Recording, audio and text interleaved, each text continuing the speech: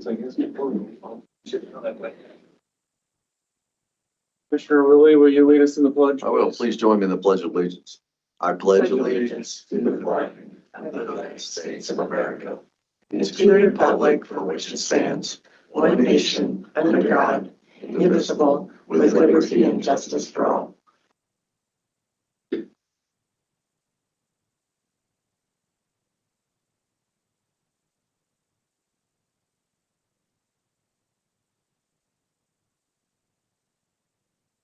Thank you.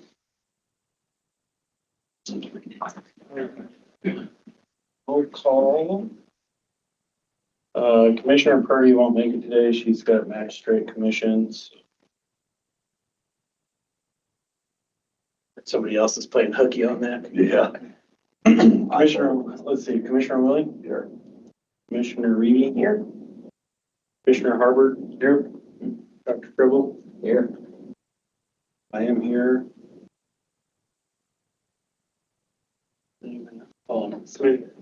Chairman Anderster is trying to save his cabin, I guess, and why he's get more lightning or somebody decided to walk around with It's a new one. fire torch or script torch or whatever. Not that anybody would do that, right? Commissioner Herbert. Sorry to bring up a sore topic. So are there any changes to the agenda desired? Entertain a motion to approve the agenda. Will we approve the agenda as presented? Second. Motion's been made and seconded. All in favor? Aye. Motion carries. Do we have anybody that would like to give comment in public? Online? That's not exciting. Okay. Introduction of employee. Ben has a Yeah, couple. we've got two. So we'll start with Daniel. This is Daniel Ramirez. He is joining our lands team. And so works under Mitch to do inspections. So Yeah, hi, I'm Daniel Blameyers. I was born and raised here in the Idaho, in the mainly Boise Meridian area. Spent 3 years at the end of high school out in Maryland and came back here, graduated Boise State with an environmental focused biology degree. Had been working with analytical laboratories for 3 years before starting here. I'm excited to be able to start making an impact on the community a little bit more. It's been an exciting process to be out in the field and impacting people's lives. And what's your role? So I work as part of the lands team in the septic inspections. Mitch says he's doing fantastic. Quick order. Okay, so great having you. That's good. We need help there. Yes. What you do with the a little understaffed. And now we're going to reintroduce Leerin Brooks. She was previously with our community health team and has switched roles and is now over with our facilities team. She's doing inspections for us. Yeah. And it's really nice to have her over there. I am, Leerin Brooks. I am super excited to be back. I was back previously was in community health, working specifically with youth vape prevention, also intervention and cessation work. So now I've moved over to a slightly different role, doing booth inspections, which so far has been really fun. I'm excited to get started with it. A really good month and a half back. So yeah, nice to see you all again. I think some of you I have not met before, but some of you I have. So nice to meet you. Are you starting to talk about rats in your inspections? Yeah, there's been some conversations about rats. I have not witnessed any yet, but I do know that that is a thing going on. Yeah, Red cat. very interesting and a little scary. Welcome. Thank you both.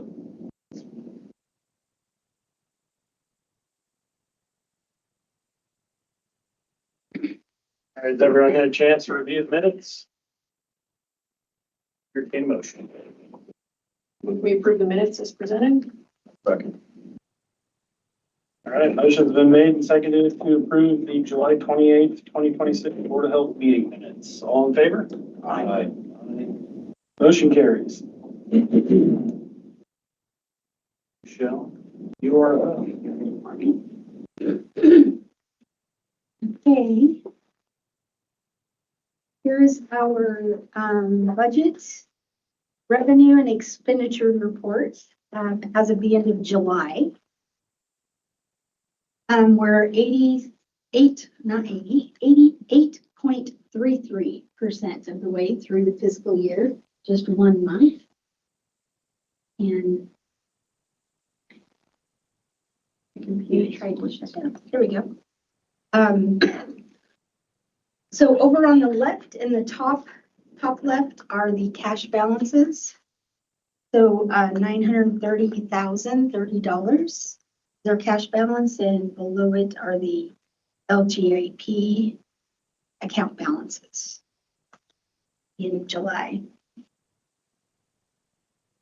And then as we go down, this shows all of our programs again.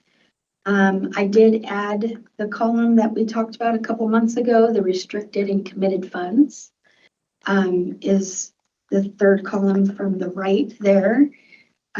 So this will help show that our revenues were showing a little bit skewed at the end of the year because we had collected or had balances in our restricted and committed funds. They weren't showing in our year-to-date revenues. We already had them in our account.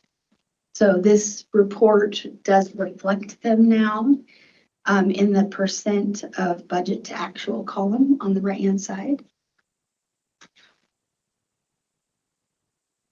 And so we're 8.33% through the fiscal year so far, but we have 14% of our budgeted revenues already. So that difference between the 8 and the 14 is due to that committed funds column. That totals almost 1.5 million there.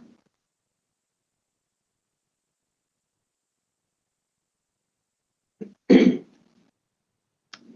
there any questions on this revenue page?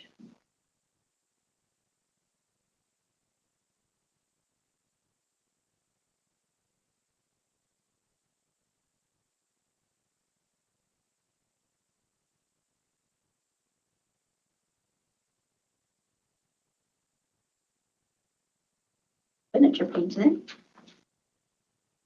Next page, please. All right, this one is showing all of our expenditures. I've blacked out the restricted and committed funds column because that is only related to revenues. And our expenditures for the month of July are 8.97% of our budget, which is just slightly more than what our targeted 8.33% for so far this year.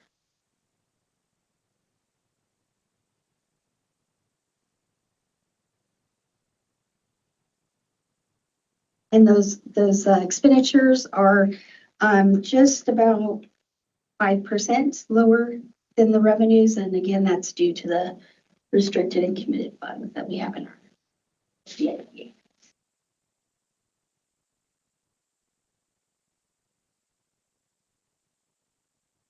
Any questions on the expenditures?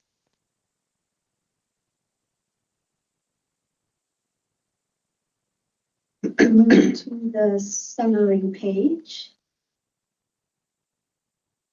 Third page shows our restricted and committed funds and the programs that have balances in restricted funds, and the committed funds are the board committed funds in the blue column there.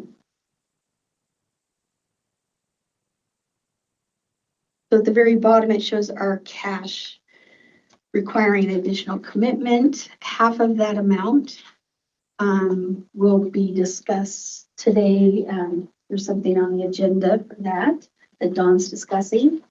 And the remaining amount is simply attributable to timing differences, which is what we expect this first month of the fiscal year.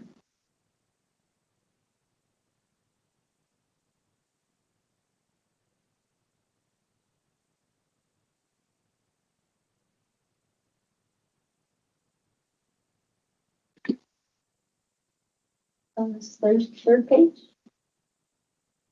What are county collaborations?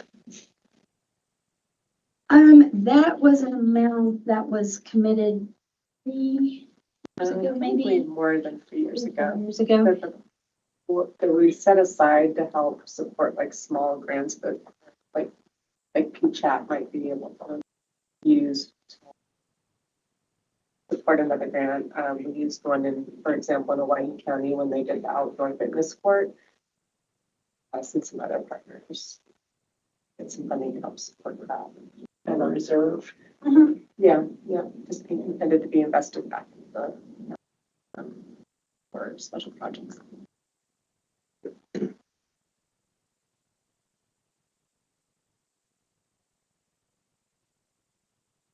Any other questions?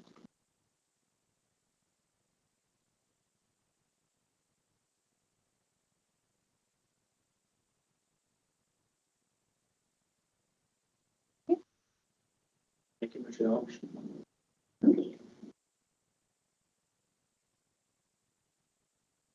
Questions? You're up, Don. Okay. Thank you. Chairman, Commissioners, this is the carry forward request. This is money that these are monies that we budgeted for last year that we did not expend. And you can see there in that upper right corner, the green shaded cell is the kind of our targeted amount that we're asking for your consideration today. The reason, I guess, for some of this carry forward is there was some timing of billings from the prior fiscal year that due to our fiscal team turnover, we were unable to execute before the end of the prior fiscal year. So the monies should have been billed in the prior year, but they came in within this fiscal year. So that's part of what contributed to this, us being a little bit long on money. If that makes sense. I see a question. No. Mark over here. Okay. So progressing through these I didn't rank them in an order, just these are kind of in the order I put them down. We would ask for your consideration on the increase, committing some money toward what we're calling match money for funding opportunities. Many times when federal grants are announced or awards from private industry, they contribute a certain percentage, but there's some local money required to be an eligible applicant for it. They might require a certain more amount of payment in kind or local money into the mix to make sure that we are part of the funding requirements. So previously, we have budgeted all of our monies out, and then when a funding opportunity comes in, we have to pull some money from somewhere else that we had committed it to direct towards this. We would ask for your consideration of putting some money aside as what we kind of refer to as seed money, right? We could then use that to match other opportunities. Also being fairly opportunistic in those applications to make sure that we're not matching money at 50% or something like that, trying to get a fairly advantageous match rate in those funding opportunities. So that's the first one. I can answer questions one by one or just progress through and folks can cover at the end, whichever folks would prefer. Hearing none, we'll go along. Next one is to expand our website redesign and some modernization to move that on and incorporate some additional features which will streamline some of the work as it comes into our office. As you're hearing, there's a lot of advancements in some automation tools that are out there, and we think that we can both expand our services a little bit and lighten the load on some of our staff, which we then repurpose to other services, right? So it would help us possibly do some rescheduling or some other activities outside of work hours by using some of those automated tools.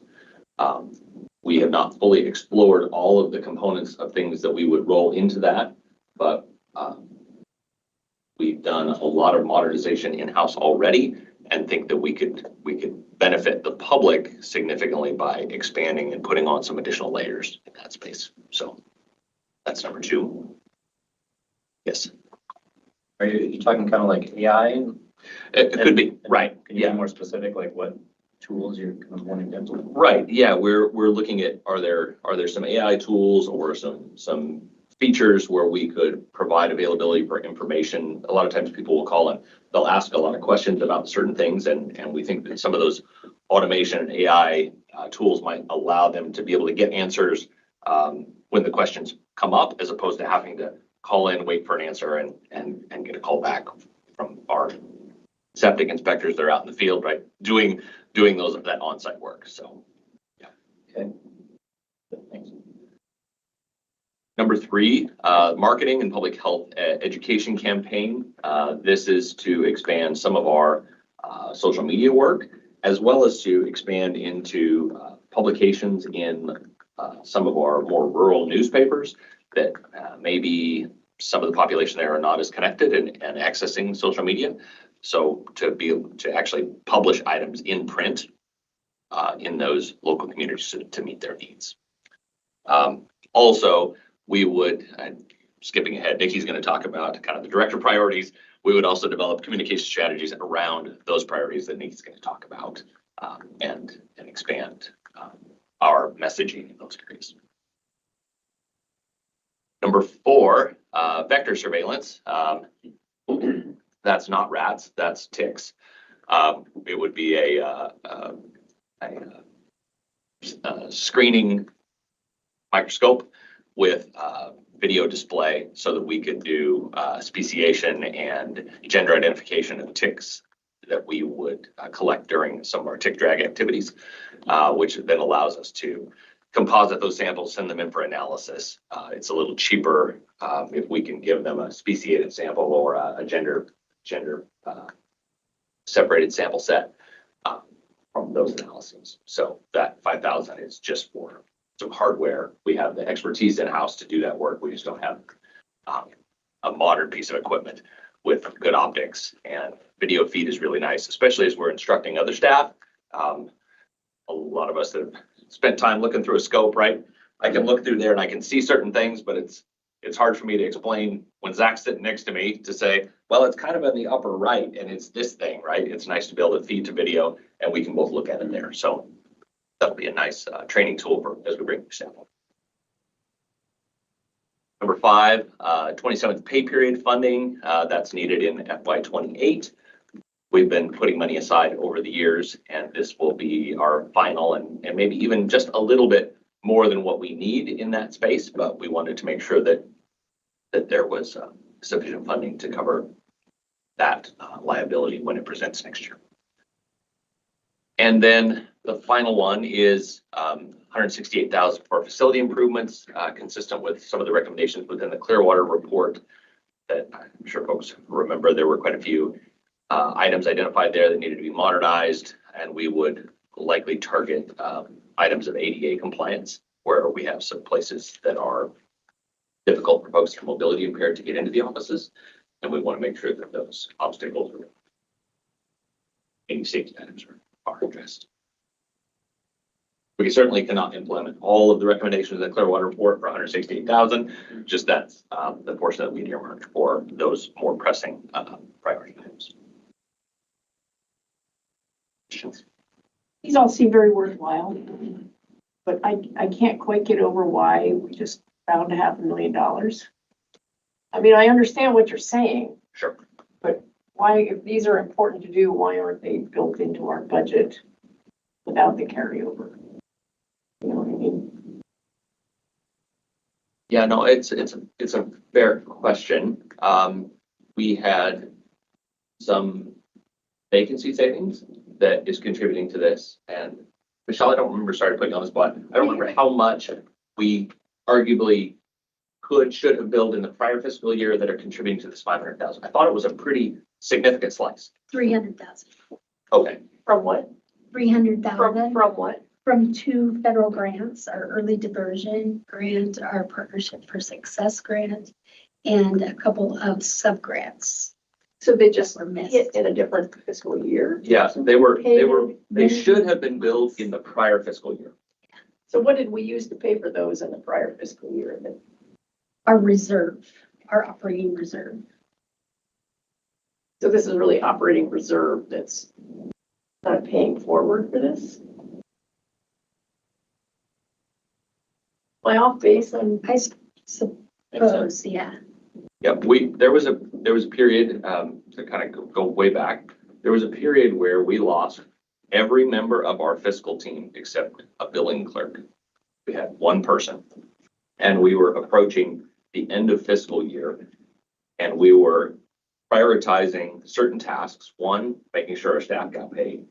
Next, that our bills got paid, as we were kind of riding the boat, if you will, in that process. One of the items in this case was, or as Michelle mentioned, there were a number of grants that we should have been able to compile all the necessary documentation to submit billing requests to health and welfare, but we were not able to get all of the components together because we lost the expertise in-house to collect that data.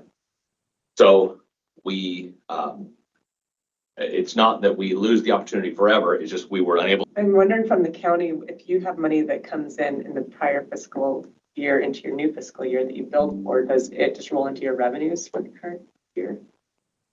I'm wondering if it just works different at the county than it does with the district. Well, I guess we know what our at the end of the fiscal year, we know what the carryover is going to be, and that gets built into the budget for the new year for your priorities, things that need to happen. You calculate that money in using the carryover. That is different. And we never have like, oh, got $500,000 we can spend on a wish list or something Well, like that. if you pull from the operating reserve for last year, are we now running a deficit in the operating reserve? No, because the operating reserve is based on, the calculation was changed. So, and it's based on 3 months of expenditures. Previous contract revenue, so the expenditures from year to year decreased. So we didn't have to have as much in the operating reserve. Okay. Maybe By about $500,000. maybe to state it. Not all of the $500,000. We spent out of savings, and then we came to the board at about the same time, and the board said, let's go ahead and reduce the total amount that you need to keep in savings. So we paid out of savings, but does that make sense? Is that, okay, But we did that. we did that, We did that. yes.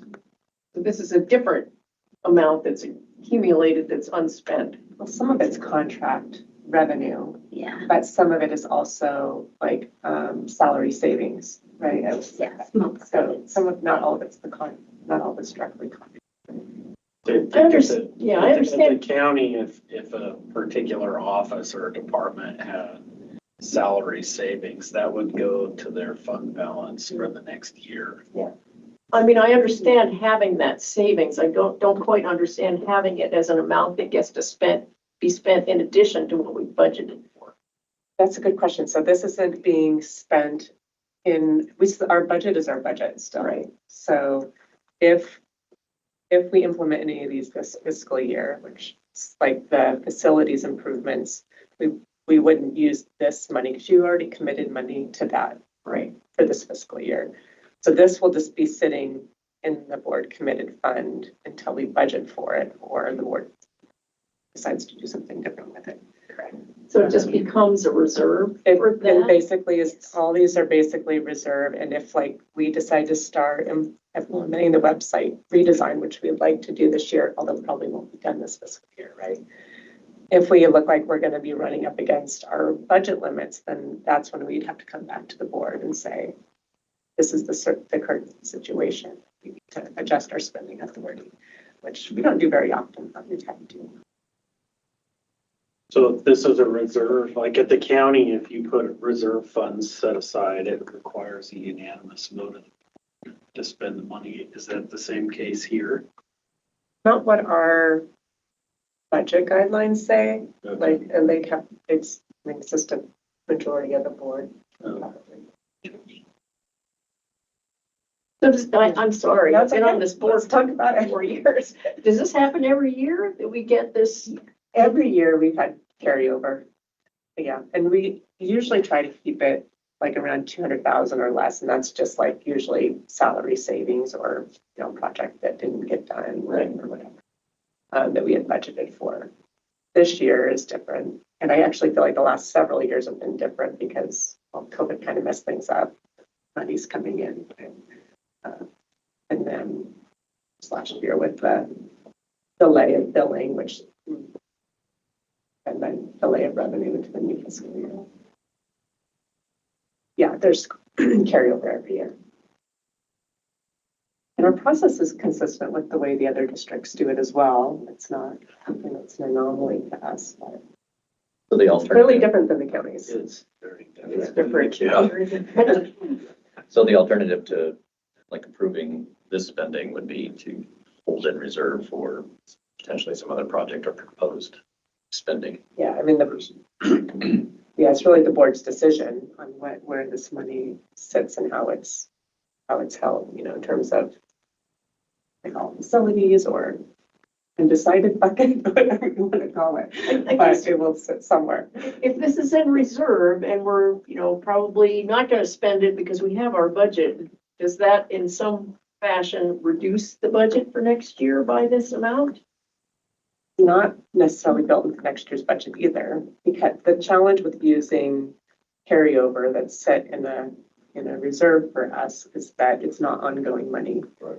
So, and our majority of our costs are personnel, which is an ongoing. Right, but cost. there are these costs, like the website redesign, Right. would that be used, built into next year's budget? Yeah, it would be, although we're planning to hopefully start that this year, so some of it would be spent this year. But well, would it? Because we budgeted for a certain amount this year that you expected to pay for the redesign this year, right?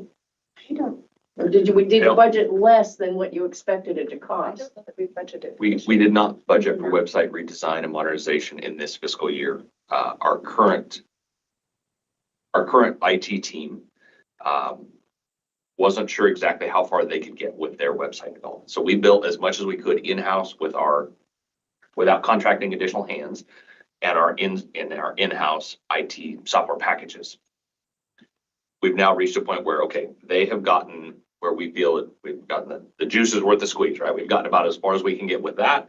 And then to move to that next layer to incorporate some of those AI components or other features, we would then expand into hiring Okay. more specialized I'm folks. not trying to be difficult, and I think that's well worth the money and effort. I'm still trying to get my head around how we budget for things and then have extra money that's essentially contributing to the budget that should have been figured in. I guess maybe in scale, this is about 3% of our budget. This $500,000, which 500,000 always sounds like a lot of money to me as well. Yeah, I understand. It's not that much in the grand scheme of things. I just try to understand that. Yeah. I would expect that we may have less of this. Certainly our billing process with our funders through health and welfare, we have with our new fiscal team, we refined that process significantly to make it more, we have better redundancies built in and we are tightening the timeline. So that major contributor of that 300,000, I'm pretty confident that part won't happen again. Salary savings, that's always, you never know who's going to leave or Right. what their pay rates It are. happens every year.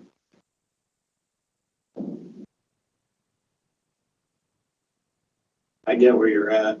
It doesn't make any sense. You approve a budget, you've noticed a budget, and then you've got extra funds that you're spending for the process. That is a good way for us to get in trouble in our regular job. Yeah, but it doesn't feel right. I don't know that I mean, I'm thinking about like the other districts, we don't know what our carryover is. Like, I should let you answer this question. Prior, Until after our budget's already set. You have a Yeah. projected carryover or no? I think that's what we do, is we do a projected Yeah. carryover and that goes into the next fiscal year's budget as revenue. Oh, yeah, we don't usually build in the projected carry forward into our revenue.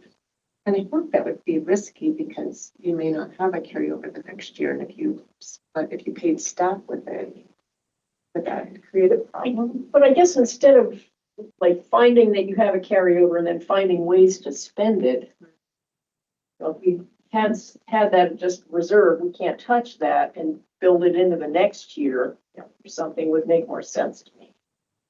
And that's basically what we're doing. We're not planning, like I said, to spend all of this. I mean, some of the things that are small, like a microscope, aren't gonna put us over budget Yeah, to spend, right? get that. So, I think the website, well, it's all worthwhile spending. Right. It's just the process of how we think about carryover funds. And we could just We hold it and put it in our budget, 6 months from now when we start building that. or during the budget revision. So you do a budget opening. Mhm. So you'd have to do a budget opening to apply that 100,000 to your website design because it's not in the budget for this year. Yes.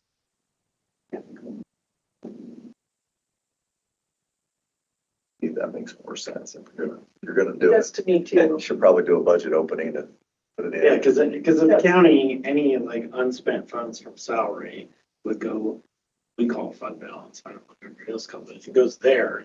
And then if you are planning in the next fiscal year to expend some of that fund balance that you just put in, that has to be part of your budget process. Right. This feels totally backwards, like, we've already done the budget, and then we're finding out, oh, we've added the fund balance, so now let's go spend some of that. And we would summarily get slapped for that. Yeah. Well, we do have, I mean, like Michelle just added that column that she just described in the expenditure revenue report that does show like where we are using board committed or reserve fund or reserve funds. So we're doing that, but this year I get also the delineation between that being budgeted in and this not being budgeted for the current year. I would feel more comfortable doing this as part of like a, opening the budget later kind of thing. I mean, I know it's probably doesn't work as well in the overall planning for what you'd like to do, making it not available necessarily, but I think it makes more sense. Yeah. Budget and stuff. There's nothing in here that's an emergency, but what? Because we didn't budget for it. Yeah. So, I mean, okay, so thinking about next steps, am I hearing that, like, would you support voting for this today without it, with understanding that it doesn't actually get spent until it's built into either a budget revision or the next fiscal year's budget? Or would you rather not make a decision on this today and have the carryover just be setting out uncommitted?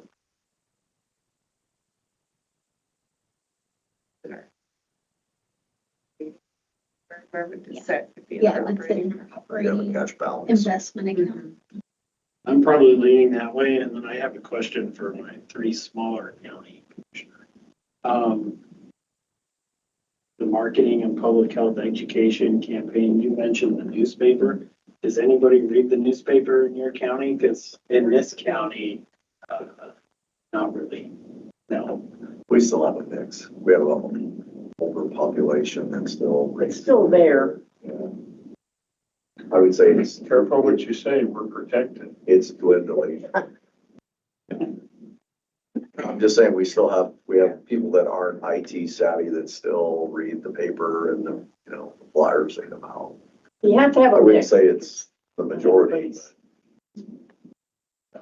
I'd say in Washington County, there's quite a few, actually, the paper there in Reeser with all the activity we had going on in the last election and everything. Their subscription rate went crazy. Oh, really? Yeah, it was, Okay. Where else? but then there's the younger Space. ones that don't read the paper. That if they have kids in school, they might, but otherwise, no. They'd rather go to the county website or something. Hawaii County, I think quite a few people still get that paper. Are these, what are listed here, are these written in stone, or if there was something else that came along that was felt more important, is that available? That's kind of where I'm at, is Yeah. just keeping it in the pot. That way it's like, Yeah. you have these on the radar, but if something else were to happen, I agree. it's still in the pot. Then you come back with the last step. Whatever seems most urgent. Yeah, I mean, we can do that. And the other thing too, just I mean, the board can also recommit funds as commit, and like our facility fund has been kind of just growing over time. Which is good because there's some things that we probably would like to do if we decide to all those, all of our facilities. But it's kind of just a placeholder. So there was something that came up that we decided was a different priority. Board can certainly say, let's take some money from there and spend it over here. What's that? Written in stone forever, keep committed to it.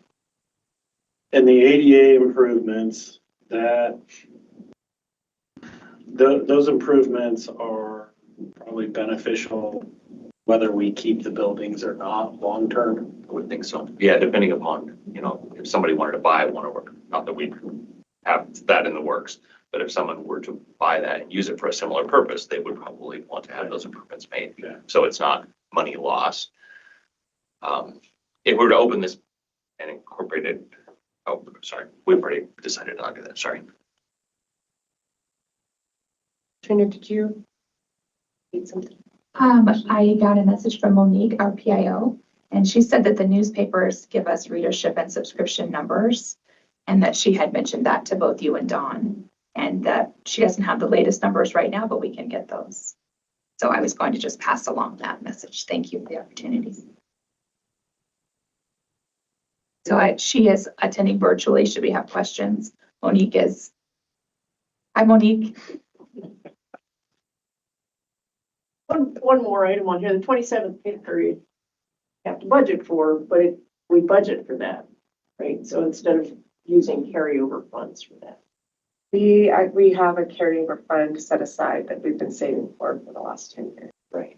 And then, so just so that it's not so disruptive to our fiscal year next year. So it would just be part of your revenues to cover that expense in your next budget.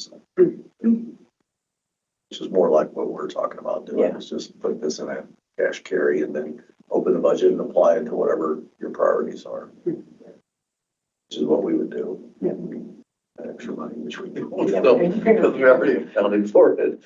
So I will say like that's kind of this 168,000 is something like those are funds that we don't have like a specific need for that we've identified, other than like, we know buildings are expensive to so put it there, but in the future we could, or other kind of things too.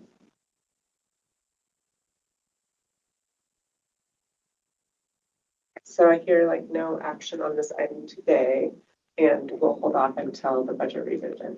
Do we need an action to put it in a sort of a reserve, or what happens to it now? I can put a line on that committed funds page that shows reserve. Like, FY 26. You don't need an action. it would just show down here. As a line item there at the bottom. Just Showing the blue uncommitted reserve. Is that what we- Done. I have one question. Your projection was a little over $1 million. Yeah, yep, half of it, 513,000 Here. was the end of But the there's year. actually $1 million that you Mhm. expect to have carryover. Well, I mean, Really? you can't really, Somewhere between Wait. 500 and, right now, it's really around 500,000, but it's 1 month into the fiscal year, so yeah. it's kind of hard to say that there is going to be 500,000. Because a lot of things, it started late, or, I think as we go along the way, get more into the fiscal year, you won't see that 500,000 there as a cash balance. That's just showing that this, in July, we had 500,000 more revenue Yeah, than we did expenditures. correct. And some of that is probably committed funds that showed up in the entire fiscal year, because that was like real money.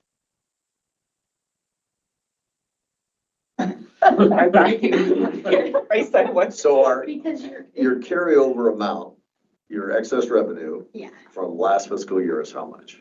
500,000? 113,000, Okay, yes. so it is 513,000. Yeah. Yes, but you were asking. But you have about the other, $1 million. you have other funds that you've committed that were rollover funds previously that are out there as well Yes. That are budgeted for this fiscal year, so they're showing up as revenue. as revenue right now.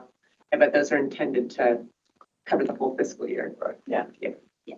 They're kind of Now I'm back. Okay. So we have 513,000 Yeah, correct, carryover that we didn't put in the budget for this year. correct. So know what that number is when we built the budget in March. All right, Don has a question.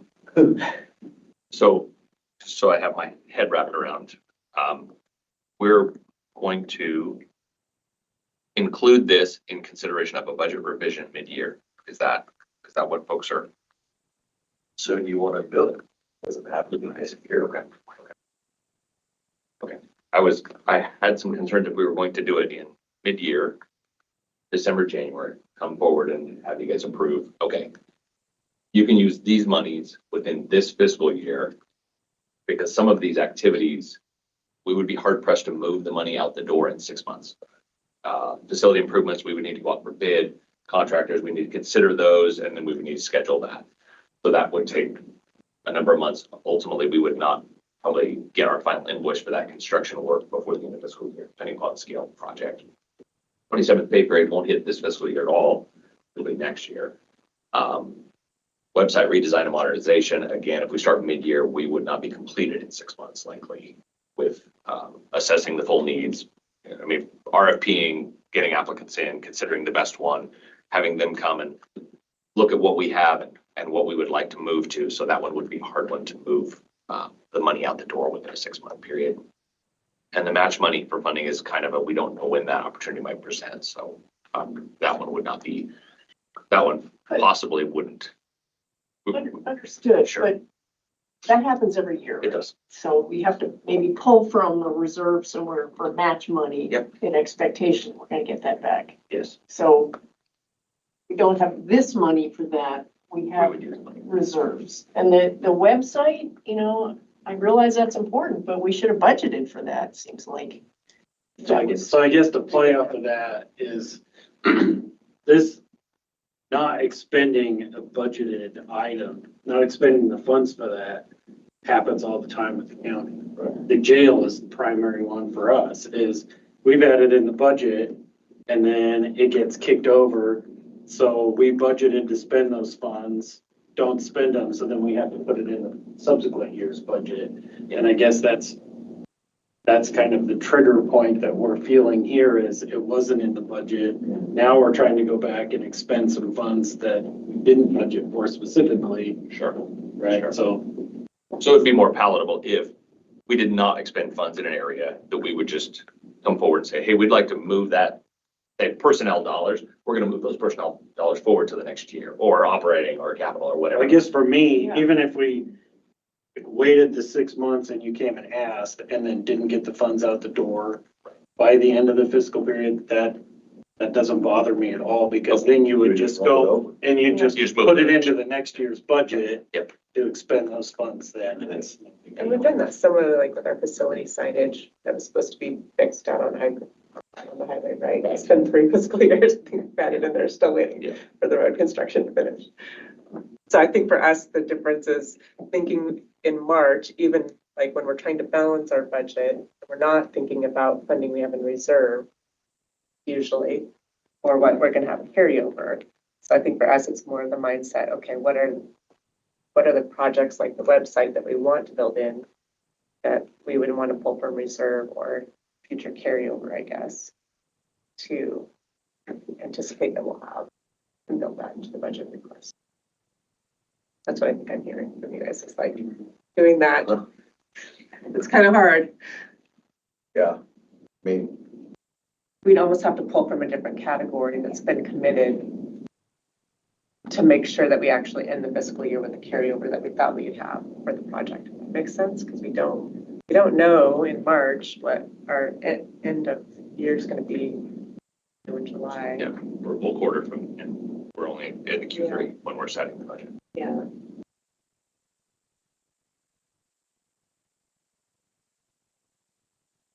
So Let's keep talking. How about that? I don't know. All right, so is the consensus would basically take the idea of the items on the list under advisement, and then you guys are really wanting to spend the money, you come back with a budget revision, and then we'll vote Or on it. carry it over to next year and put it in the budget. Yeah, there's some things that can wait, like. That's what we do. Each department has cash carryover, and when they submit their budget request for the following year, that cash carryover factors into their budget, right, for their revenue. So I think I would feel more comfortable doing something similar to that, or a budget revision. If you've got cash that you want to apply for a project, certainly do an opening. Put it in. Very good. Just formalities, but it's not a big deal. Huh? You don't have to? No, just for a budget hearing. Just for what? Just for a budget hearing.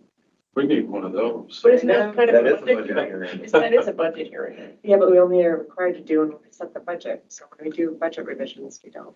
See, that's why this feels so weird. Yeah, We have to do public hearing anytime. We have state- We did that with the We have an extra $500,000. Now we get to spend it any way we spend it. So I'm gonna expose some of my ignorance here, I guess. When we build a budget and you say we're building a balanced budget, that balanced budget does not include pulling from any of the reserves to balance it?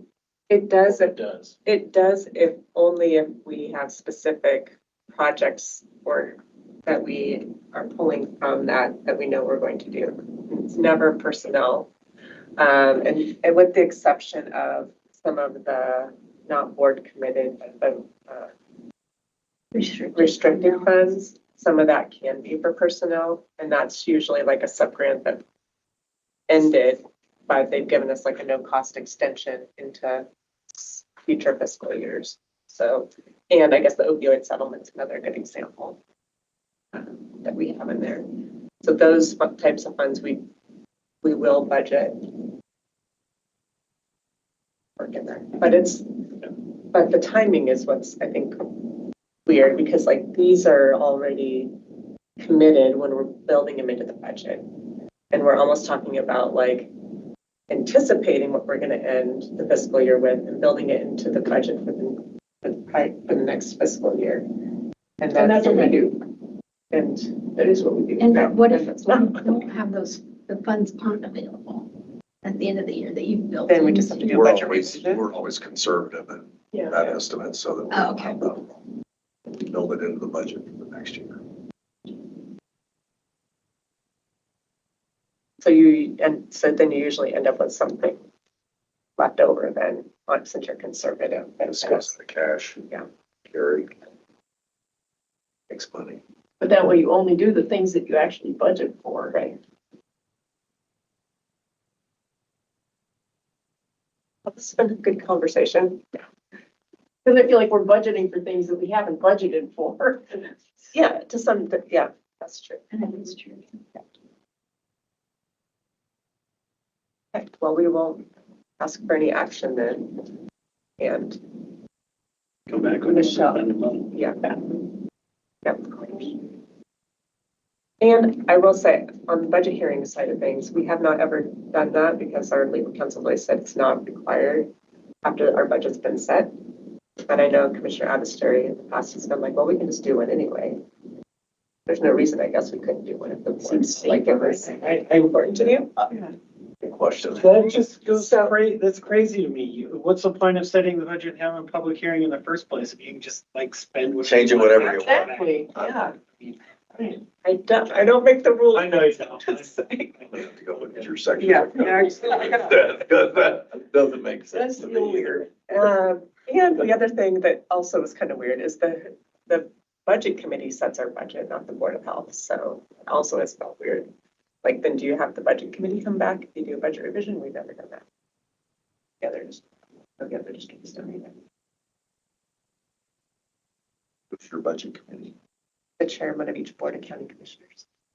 Or like I get a proxy from my board chairman. Right. But I don't think in the time I've been here, we've ever had somebody like me and then the board chair shows up for that. Right, because You they got the really proxies. you don't know that much about it. No, It's hard to understand all that when you're.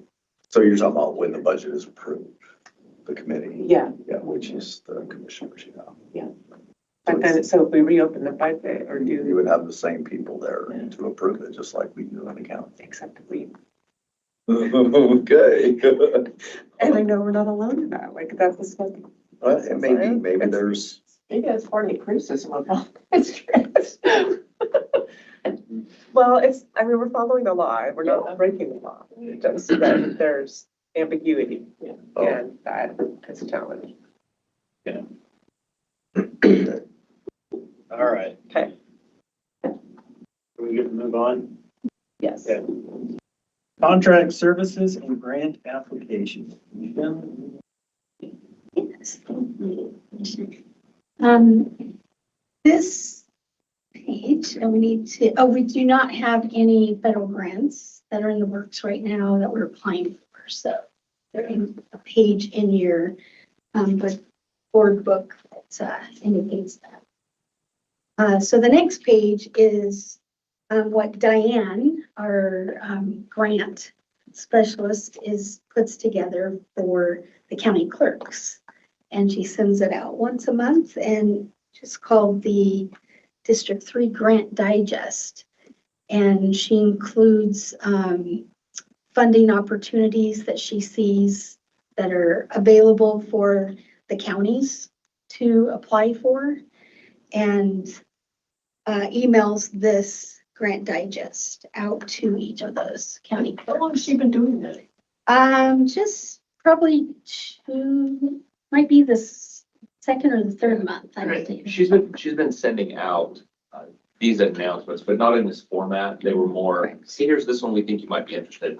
We thought it'd be helpful to put together a more comprehensive set with kind of focused information so that it's easier for you and your teams to assess this information to see, oh, this one looks pretty interesting.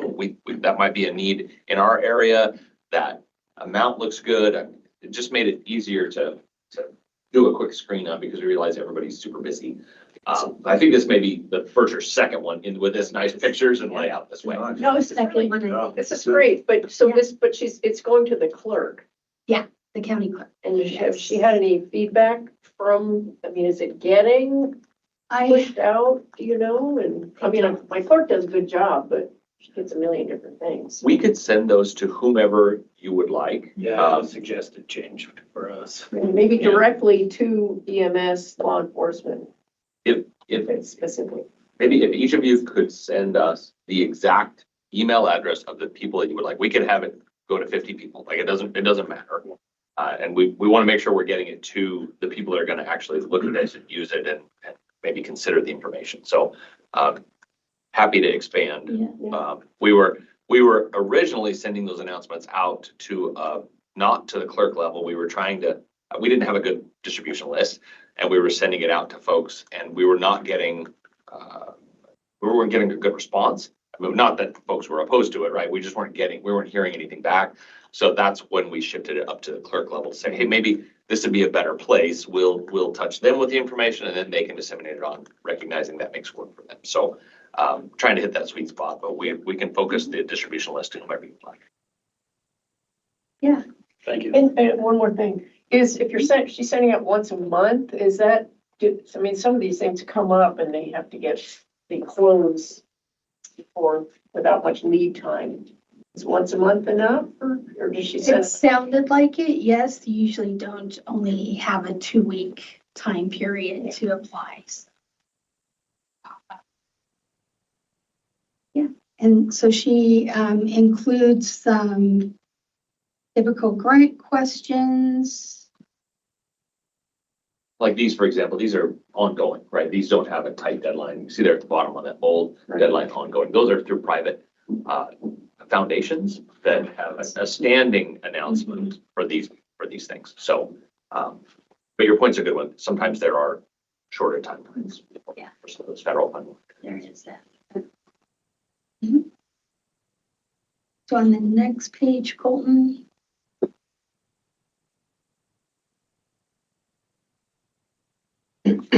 She includes some additional grant opportunities from foundations or Spectrum Mutual Insurance Company is one there.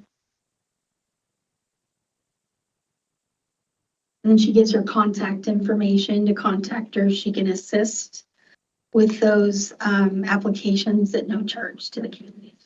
I will say, this is a tremendous resource for the counties, and I know our EMS is utilized for quite a bit, so it's very, very valuable.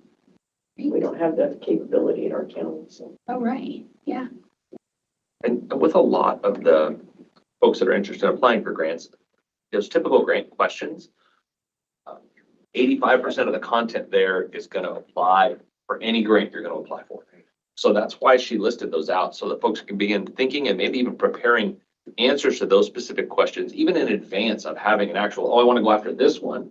So then we can move pretty quickly when an application does come out that they really want to jump on. Material that can be prepared in advance to help accelerate the grant application process. And the hard part for us is getting people to think of her as the good source of help on these things.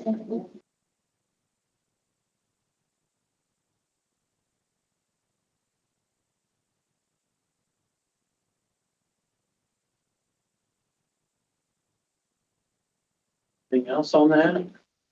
No, I don't think so.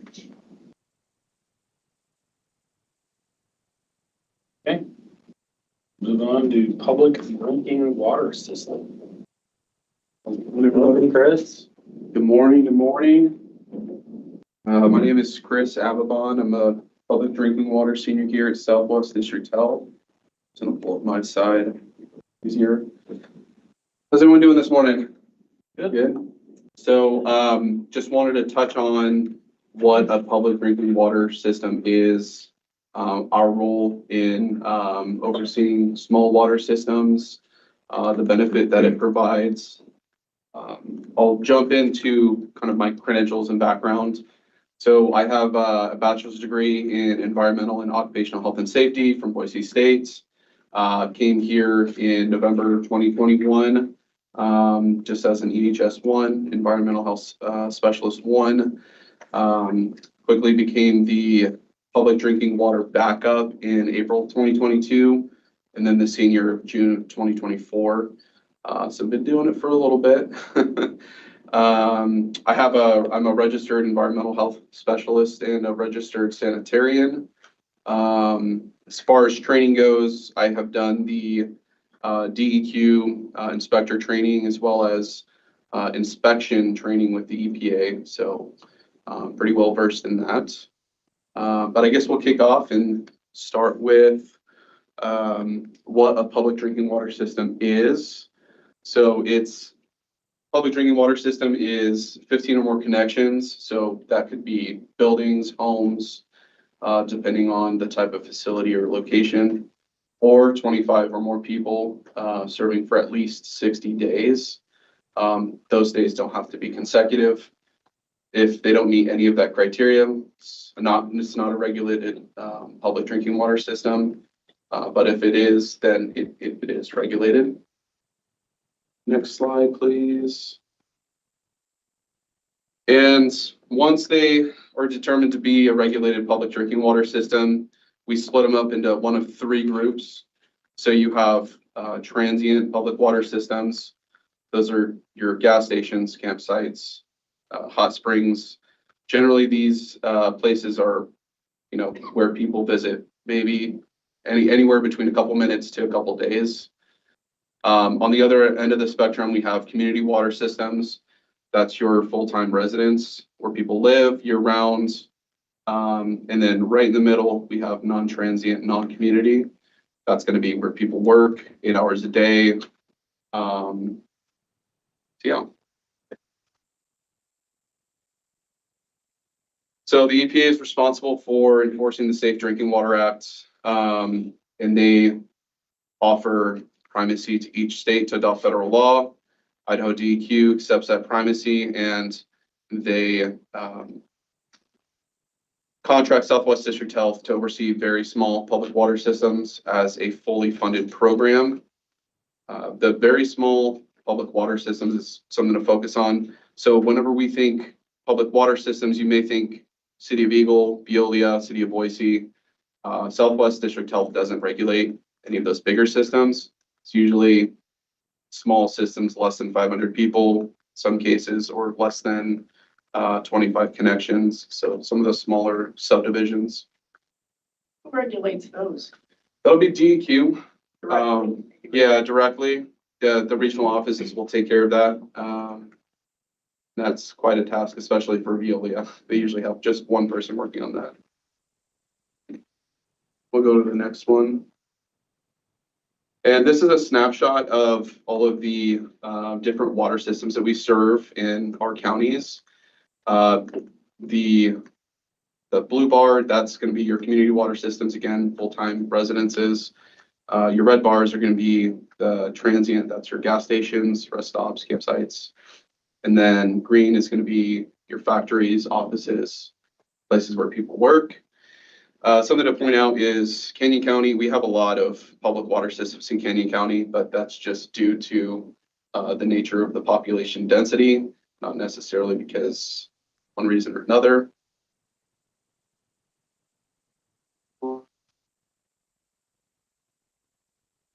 Just real quick. Yeah, of course. Zach, these, can you go back for a minute? You go back one, please. So in Canton, there's 29 community water systems. Are those mostly just like subdivisions on a well? That would have been on, or most of your subdivisions, are they on individual wells? Because I would say most are individual well and septic, but the larger ones that are coming in, we're pushing towards a community water system. is that in your subdivision ordinance requires it? No, doesn't require it. It's just something the current board is trying to push people towards. And some developers want to do it and some don't. Yeah, ours never It's, did. but yeah, because it's more money up front for them rather than, but they just pass it on either way. But the higher end developers, they just do it. Any other questions before we move on? Okay, we can go to the next one. So we'll go through some of the benefits of regulated public water system. So if water system doesn't meet the definition of a regulated public water system, they're not required to collect any drinking water quality samples. So for example, private well owners, we usually just see them pull water samples whenever they're selling a home or refinancing. We have a private water program where we offer to collect those samples for them as a third party. Generally, you just see people walking in and grabbing bottles and just doing it themselves, and that's totally fine. Another example are daycares that are on private wells that don't quite meet the population count for full-time regulated public water system. They do have to do some testing once a year for their annual inspection, but it's nowhere near as flushed out as a regulated public water system. You're looking at least a quarterly sample for something of that nature. Go to the next one. So another requirement for regulated public water systems are inspections once every 5 years minimum. That's to identify immediate public health threats, deficiencies, and we offer suggestions to better operate their system, and we can help catch issues that, things that can cause issues down the road. This picture in particular was a community water system that was constructed, well before the rules, and they had a 1,000-gallon pressure tank that was rusting and corroded and potentially leaking. In this case, that would technically be an immediate public health threat, just because if their pressure tank went down, their system goes down. They don't have water. In this case, their pressure had been fine for, the last 10 years. I was able to work with DEQ to allow them to reduce it from an immediate public health threat to a deficiency, because that community was on fixed income, so their budget was very tight. So it allows them to build up their budget to replace this tank eventually. That's just one example we've run into in the last year. But that was one that you inspect every 5 years? Correct. So was it noted the last time, or is that just that amount of It- corrosion happens in 5 years? It was noted last time. I was not sure if this tank had been leaking or if it was because of the moisture. They had other issues. I mean, you can kind of see in that picture, the roof is moist. They don't have any ventilation in there. And in order to take that tank out, they would actually have to pull the roof off, get a crane and pull that off while simultaneously taking the system offline. So it's a pretty big job, and I wasn't really sure. The operator only goes in there maybe once a year to collect their well samples. So I wanted to err on the side of caution and at least give them some grace in building up the budget to replace that eventually. There wasn't any history of contamination in the last 5 years, and their well samples were fairly good for the area. High nitrates, but they were under. So yeah, this particular case was tricky. So Do you find most community well systems like that serving, a large subdivision, do they have like some well fund that they're all contributing to on a monthly or yearly basis? That's a great question. So they should be. So what I often see for community water systems is they're a bona fide HOA or they're a water board. That water board then collects monthly or annual dues to build up that fund to account for repairs or ongoing treatment. So if they have point of use treatment at every house, that budget needs to account for replacing the filters, paying their operator to collect the samples and potentially do whatever inspections that they'll have to do in the future. But for these smaller community systems, they really run pretty lean. So whenever you come to an inspection where they have a significant deficiency or an immediate public health threat, it's like, well, let's talk about your budget and see what's going to happen. Basically, have to have a community meeting to get everybody up to speed. Yeah, we've been invited to a couple, and there's not much we can expand on, but we can be a sounding board for them. So, and we don't have a lot of subdivisions. I think there's only 2 or 3 in our county that have a community well. Is it in, I mean, and I hear the problem is that the HOA kind of falls apart after the subdivision goes in and it doesn't get, people don't participate and all that. Sure. Is there anything in statute that requires input toward a community well, or? I can research that question think- for you. I don't think there's anything in It's just the, kind of a goodwill thing, the way their HOA runs. yeah, so for the HOAs or the water boards, water associations, I think it's written in their CCRs that they have to pay, and they may have some sort of rules in there for non-payment. Funny enough, this system actually is going through that same issue with one customer that is not replacing his reverse osmosis. And so it's kind of dragging the rest of the, I guess, the compliance part of the water system down. I can't force them to do one thing or another. I can only guide them on what happens when, they don't replace their filters or they're not paying or they can't afford to make the replacements. I just work with DEQ to find the best possible solution. Move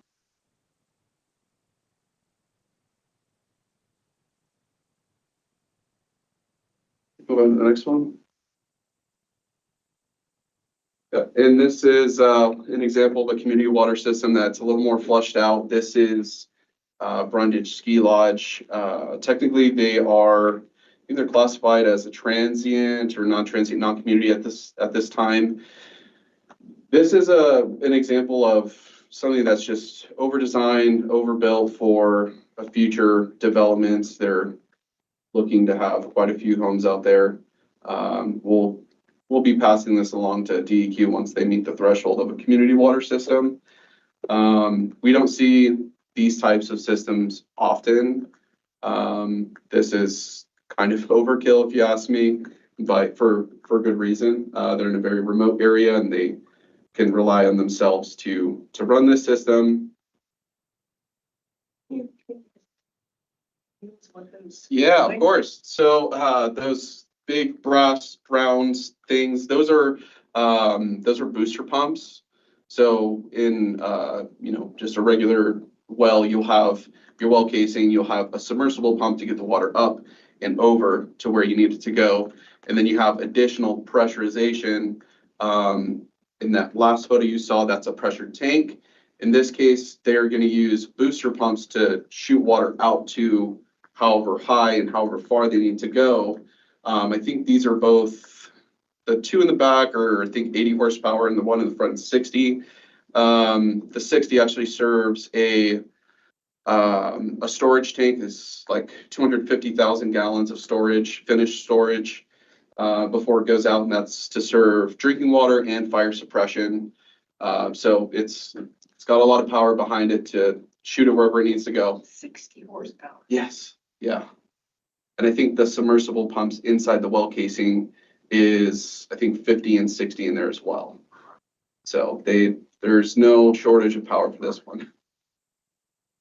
But yeah, they've got, clay valves, a bunch of fail safes in there to, it's layers of protection. So if one thing fails, they can, isolate that one part and then replace it, kick it back online without any downtime. So it was impressive. It took probably about 2.5 hours to do this one. We'll move on to the next one. And so this is still Brundage. They've got backup power generator there on standby. It exhausts out to the atmosphere. And then the picture on the right, that's actually me standing on top of their 250,000 gallon storage tank. That's all buried except for the obviously the ventilation. You can kind of see out there. Make sure it's not just enclosed, so. You're in that picture? I'm in that picture? No. I'm not in the picture. I'm standing on top. Yeah, I'm standing on top of it. Yeah, it's massive. Shadow on the right. Shadow on the right. Okay, we'll move on to the next one, Colton. And this is usually what we see out of drinking water inspections. So on the left, you just got 3 pressure tanks, and on the right, you just have some pipes that just come out of the ground from the well.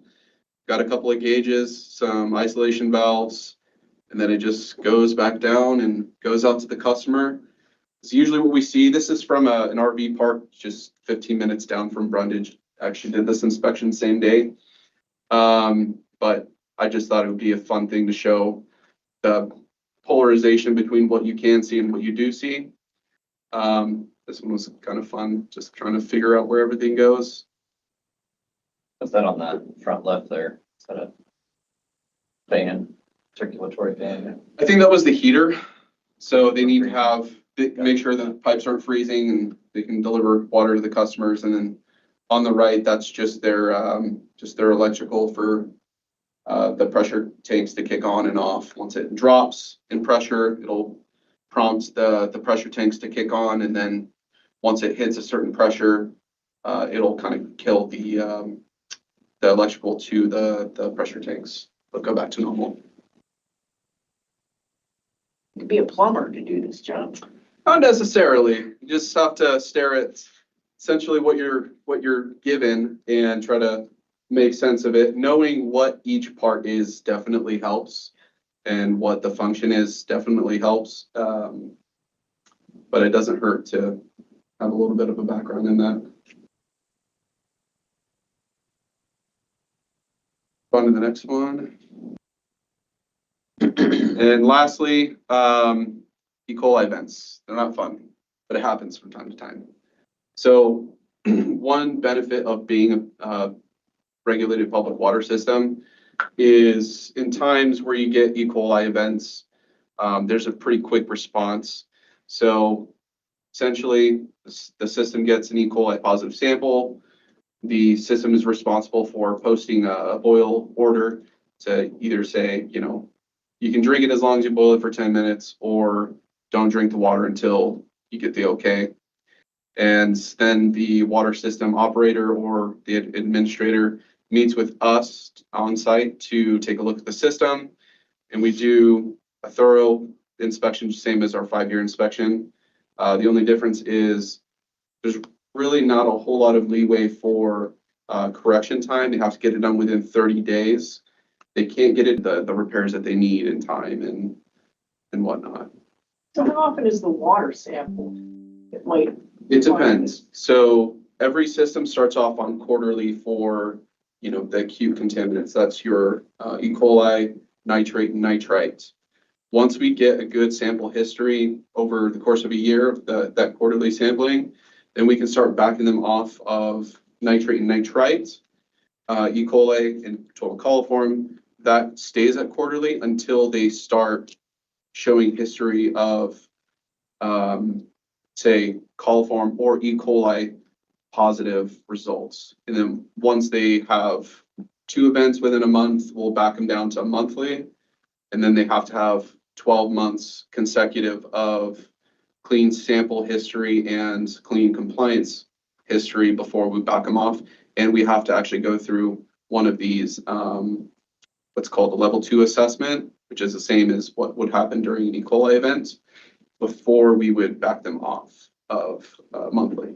But for routine, it's quarterly on the water and then once every 5 years for the system. Is that right? Yeah, so quarterly for sampling most of the time, and then once every 5 years for their routine inspections.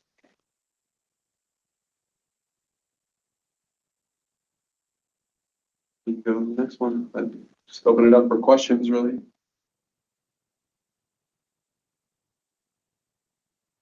Great questions, of course.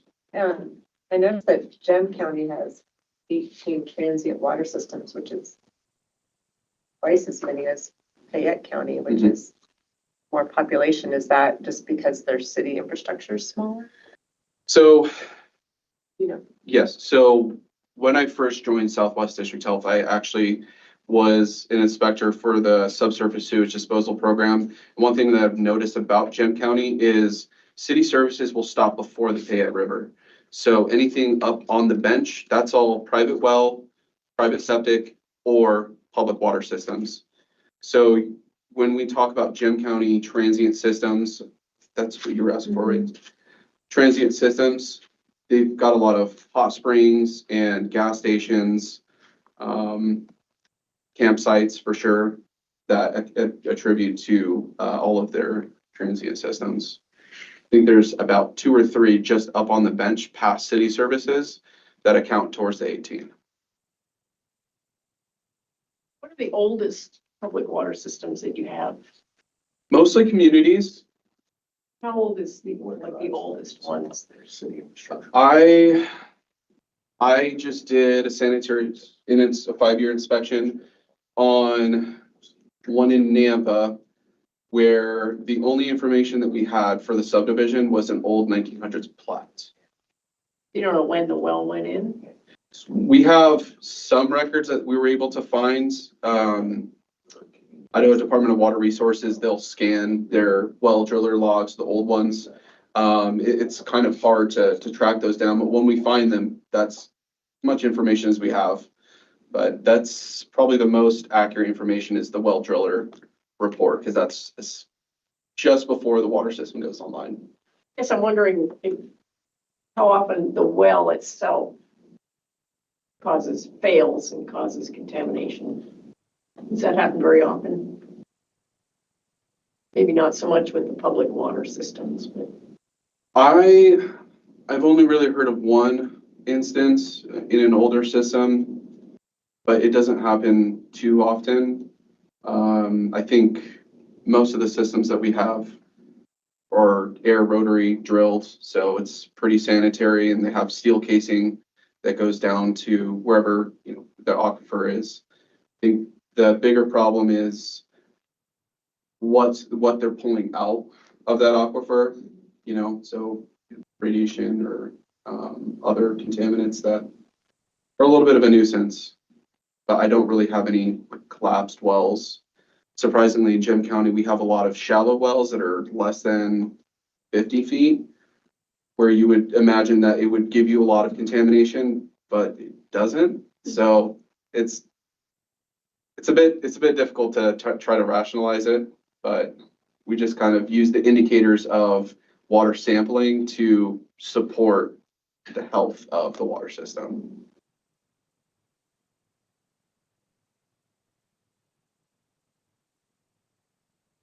Any questions?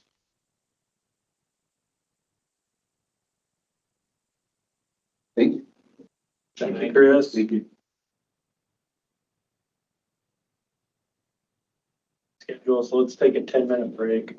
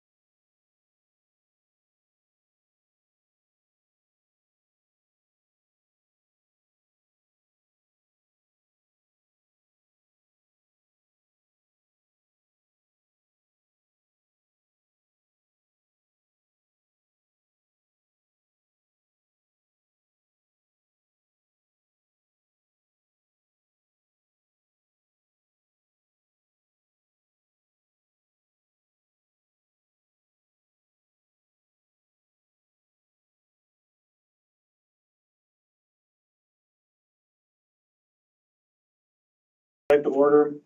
The next thing up here, we have a 2026 Community Health Needs Assessment results. Charlene And Charlene. Charlene. Yeah. Okay. No. Ashley's up next for behavioral health. Well, okay. Well, good morning, everyone. Morning. I am Dr. Charlene Carrio. I added some new letters to my name since last time I presented to you all.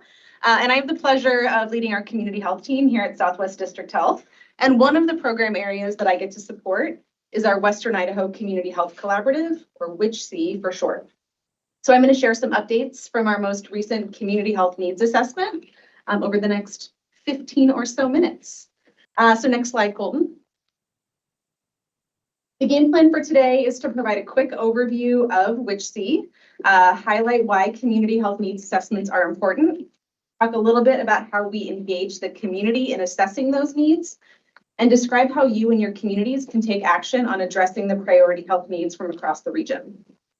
Next slide. The Western Idaho Community Health Collaborative, again, WICHC, is made up of partners across Southwest Idaho representing healthcare, nonprofit community organizations, universities, insurance companies, and payers. And this broad group of partner organizations meets routinely with the goal of collectively working to improve health. Next slide. I want to give a specific shout out to these kind of folks highlighted at the top. These are some key funders and partners supporting our community health needs assessment work. This community health needs assessment effort was done with both funding and representation from Southwest District Health, Central District Health, St. Luke's, St. Al's, and United Way of Treasure Valley. Representatives from these agencies served as key leaders overseeing the work, and Terry Riley and Weiser Memorial provided some funding to support these CHNA efforts. Across the broader Western Idaho Community Health Collaborative, members participated in data collection efforts, promotion of opportunities to get engaged, et cetera, throughout the process. Next slide, please. Some background information on WICHC. So founded in 2019, WICHC's goal is to transform the health of our communities by collaboratively addressing shared health priorities to lower healthcare costs and improve health outcomes. WICHC serves the 10 county regions supported by both Southwest and Central District Health. And this broad partnership and geographic reach allows the collaborative to serve and work towards improving health for 45% of Idaho's population. Next slide, please. While I think WICHC in and of itself is pretty cool, today I'm here to talk about the second iteration of our collaborative community health needs assessment. So some background on CHNAs. So I'm only 5 minutes in, 3 minutes in, and we're already like 10 acronyms deep. So WICHC, CHNAs. I'll throw some more in there and I hope to describe them along the way, but if I miss anything, stop me and I will explain what this word soup is. So some background on CHNAs. This is a formalized and structured process of truly understanding the health needs and experiences of our communities. A CHNA includes direct connection with communities to provide their input on health needs via surveys and focus groups. Partner organizations were also interviewed to understand what services are currently available to support communities and what resources would then be available to improve health. So this primary data, so direct feedback from communities, engagement from partners, along with kind of broader population health data sources, allows WICHC to identify priority health needs that we can then collectively act on to improve health. Community health needs assessments are required for nonprofit health systems and are generally best practice for any agency serving the community. All of us who are like working to support the communities should probably understand what our communities want and need before we jump in to doing anything. So before WICHC, community health needs assessments existed, but they were agency specific. So each health system, each partner organization would have done their own community health needs assessment. So lots of different folks doing the same kind of thing across the region, leading to duplicative efforts, an administrative burden, and less community voice reflected in the results. So when each group was doing their own thing, you usually have fewer resources, less impact, et cetera. So WICHC completed its second collaborative needs assessment that brings all those organizations together to create that one collective community health needs assessment for the region. So this report highlights the priority health needs for our region with the goal of creating that shared understanding, maximizing resources, and avoiding duplication across agencies and communities. Next slide, please. So what have we been up to? I mentioned that this was our second iteration of a regional community health needs assessment. So WICHC completed our first CHNA back in 2023 and began working on how to address those priority health needs identified. Soon after our first CHNA was completed, we jumped right back into planning the next iteration. In late 2024, we identified the contractor to help facilitate the process. We began designing our data collection efforts. In spring of 2025, we started collecting data by engaging folks across the region to share their perspectives via surveys and focus groups. And then our contractor began crunching numbers and conducting analysis on our thousands of survey results in late summer 25. We prioritized activities last fall. And once we had these results, priorities, everything was reviewed by the appropriate people. In June, we published our second iteration of our community health needs assessment, so our 2026 to 2029 CHNA. Next slide. Is your goal to do this every 3 years? Yep. Yeah, so health systems are required to do it every 3 years.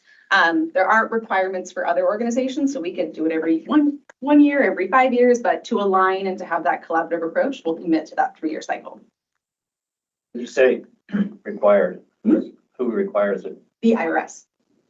So if you're a nonprofit health system, the IRS requires it. And is it similar, what are they kind of data are they accumulating to that? The health system? IRS, it's just to show that they're nonprofit. Yeah, so it demonstrates their community benefit. So that's part of the IRS requirements. You have to understand your community need, and to be a nonprofit, you reinvest and improve that community benefit back into the region you serve.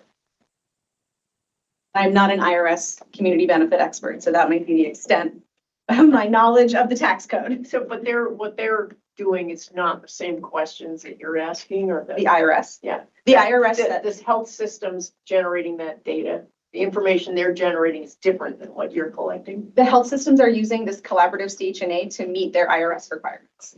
Yep, so for our region, this is the one CHNA for St. Luke's, St. Al's, the multiple hospitals within.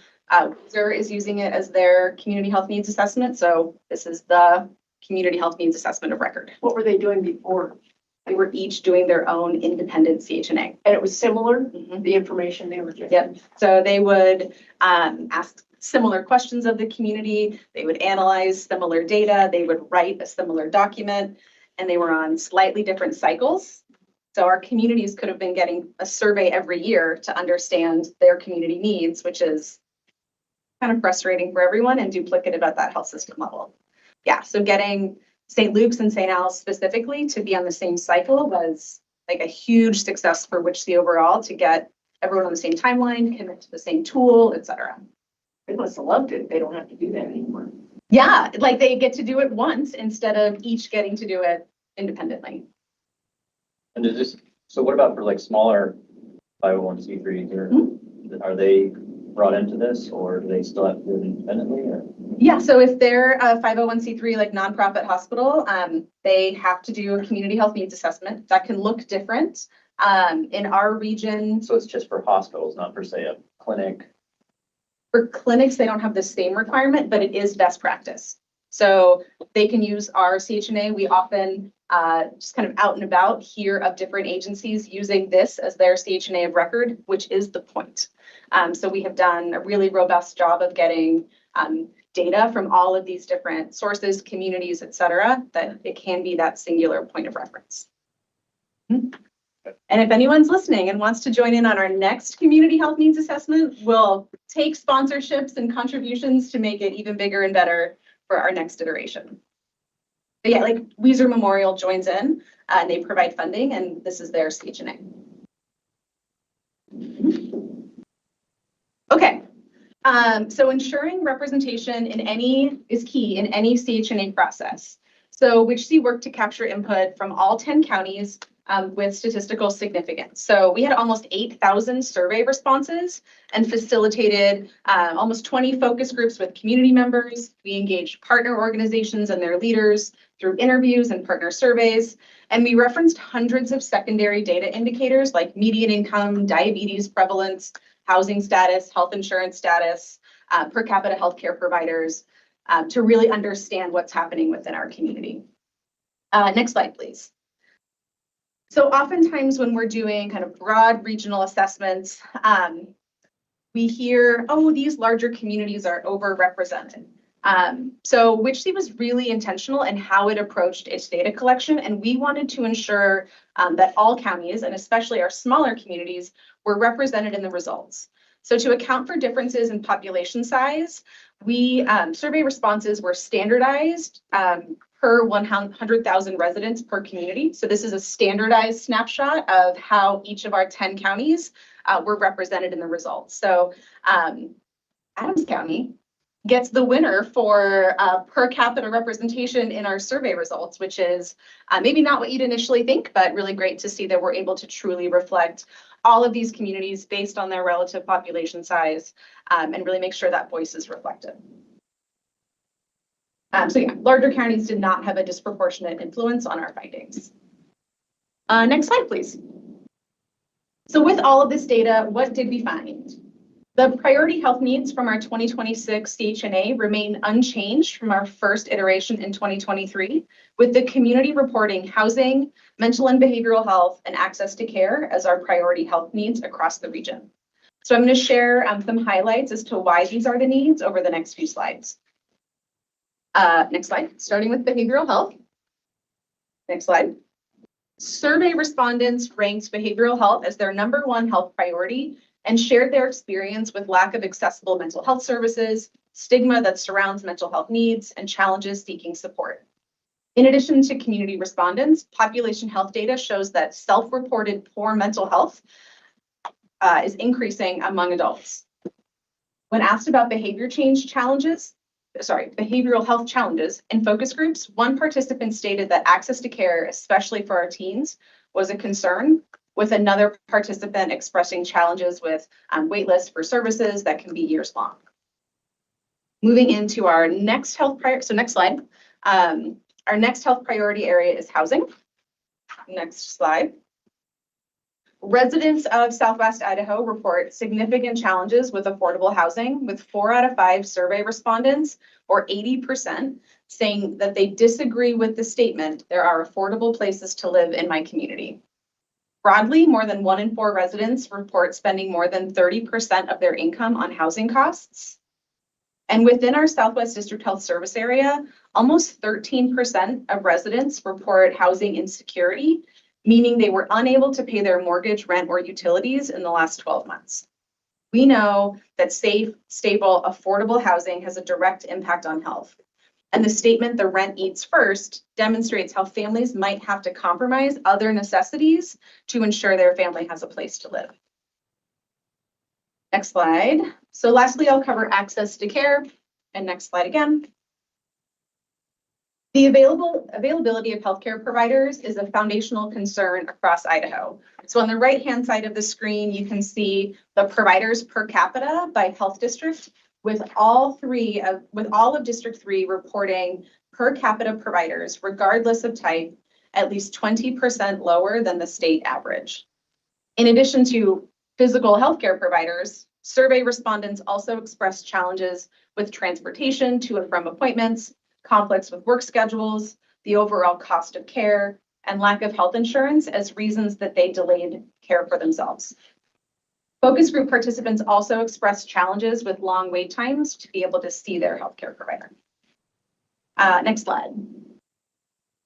So I'm confident that everyone in this room, just judging by the kind of nods along with some of these data points, can see how these health priorities impact and are top of mind for residents across our service area.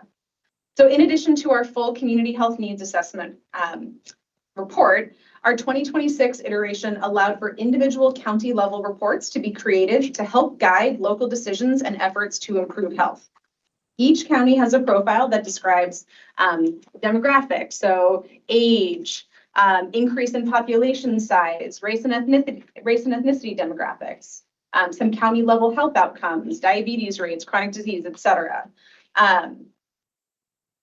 With specifically highlighting some of those top 3 health priorities. And then on the backside, we covered some data points on the factors that influence health, including housing, economics, food access. So you have a copy of all 6 county profiles in your board packet, and I handed out a little like to-go treat for all of you, a set of 3 profiles just for your community to take back and share with the other commissioners, and leave them a little surprise on their desk with lots of information. Next slide. Tell what percentage of the population has high blood pressure? Yeah, so there's national kind of standards for collecting these population health data sets. So the way that we kind of compare different groups is by utilizing these national data sets. So the Behavioral Health Risk Factor Surveillance System, or BRFIS for short, they do a national survey routinely that has folks self-report. I have diabetes, I've been diagnosed, I engage in these health behaviors, I feel this way. Self-reported. So BRFIS is self-reported. There are other surveys that then connect into electronic health records that can pull specific measures, but the way that we can compare ourselves across the country, so state to state or county to county, is kind of committing to one of those big data sets. So we often use BRFIS to achieve that. Which is the self-reported one. So those numbers that you show are self-reported. Yeah, and that's been our gold standard. So we use that for decades to be able to compare ourselves against each other. So if you ever get a phone call and they want some time to have you answer some questions about your health, you're contributing back to the public health infrastructure by completing that behavioral risk factor surveillance system survey. Okay. So we have lots of data, we have health priorities. You might be wondering, what do we do with all of this information? So we have our new CHNA and we're wrapping up our first CHNA. So with our first community health needs assessment, individual organizations develop their own health improvement plans that address these top 3 health priorities, and WICHC created its own implementation plan and facilitated work groups on these 3 specific priority areas. So even though this is surprise, brand new report, this is exciting things to move forward with, I'm going to share a little bit about what we did with our first CHNA. So next slide, please. I'll go through each of the priority areas in the work groups and just kind of highlight very quickly some of their efforts over the last few years. So our safe and affordable housing work group engaged partners that don't often work together in this space, including housing support agencies, public health, city officials, nonprofits, health systems, just to name a few.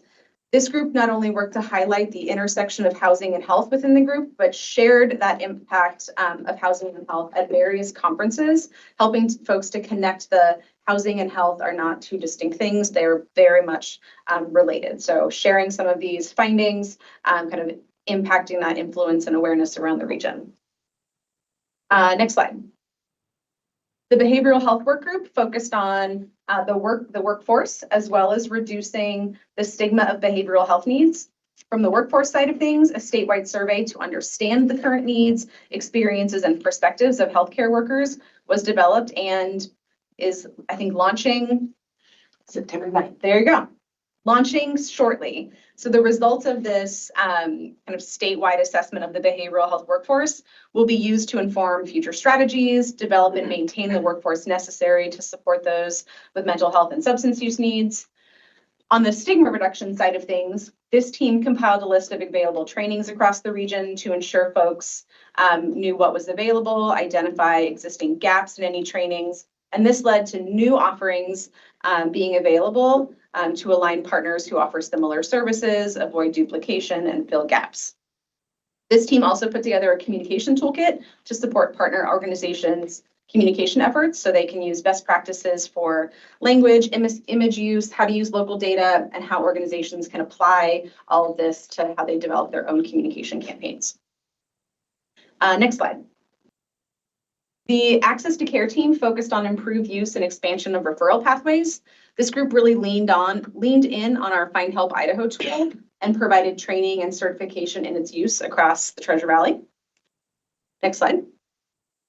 So that's what we've done for the last 3 years. What are we doing moving forward? So as a key convener and collaborator in Southwest Idaho, WICHC will continue focusing on coordinating collective efforts to improve health priority areas, track the impact and progress of these individual organizational efforts, provide training on how to best address the priority health needs, and will advocate for policies that support improved health. Next slide. So what can you all do to help address the priority health needs in our region? So the Community Health Needs Assessment is a key tool that you can share with your community contacts. You can use the data to support work projects that align with these priority health needs. You can allocate resources to help address them. You can engage key partners to collaborate on policy efforts. And you can coordinate on any shared activities that you hear of and kind of maximize that impact that's happening within your community. So next slide. You can find the full Community Health Needs Assessment online at wichc.org, or you can scan this QR code. And I know we've been doing questions throughout, but I'm happy to answer anything else that's popped up.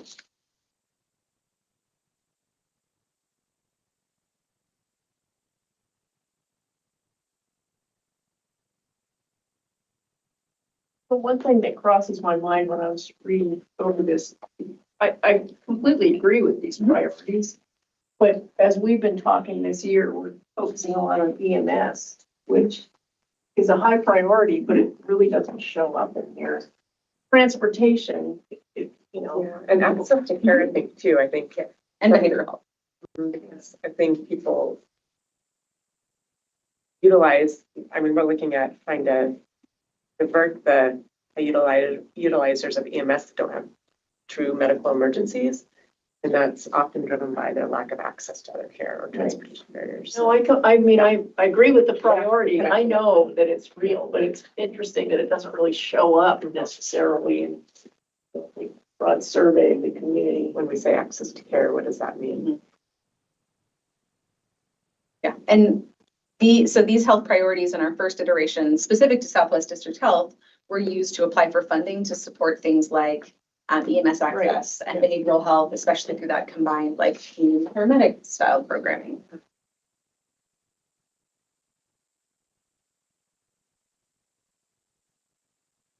All right, well, not seeing any questions starting to bubble up. Thank you guys for your time, and we're here as a resource if you need anything moving forward. Thank you. You're welcome.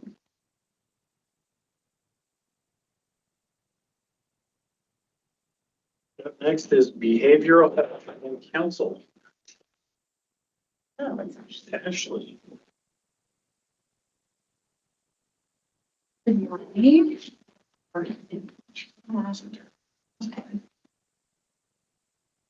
Thank you, Vice Chair Brooks and board members for allowing me to present today about behavioral health here at Southwest. My name is Ashley. I'm the behavioral health clinician and licensed clinical social worker, providing counseling services.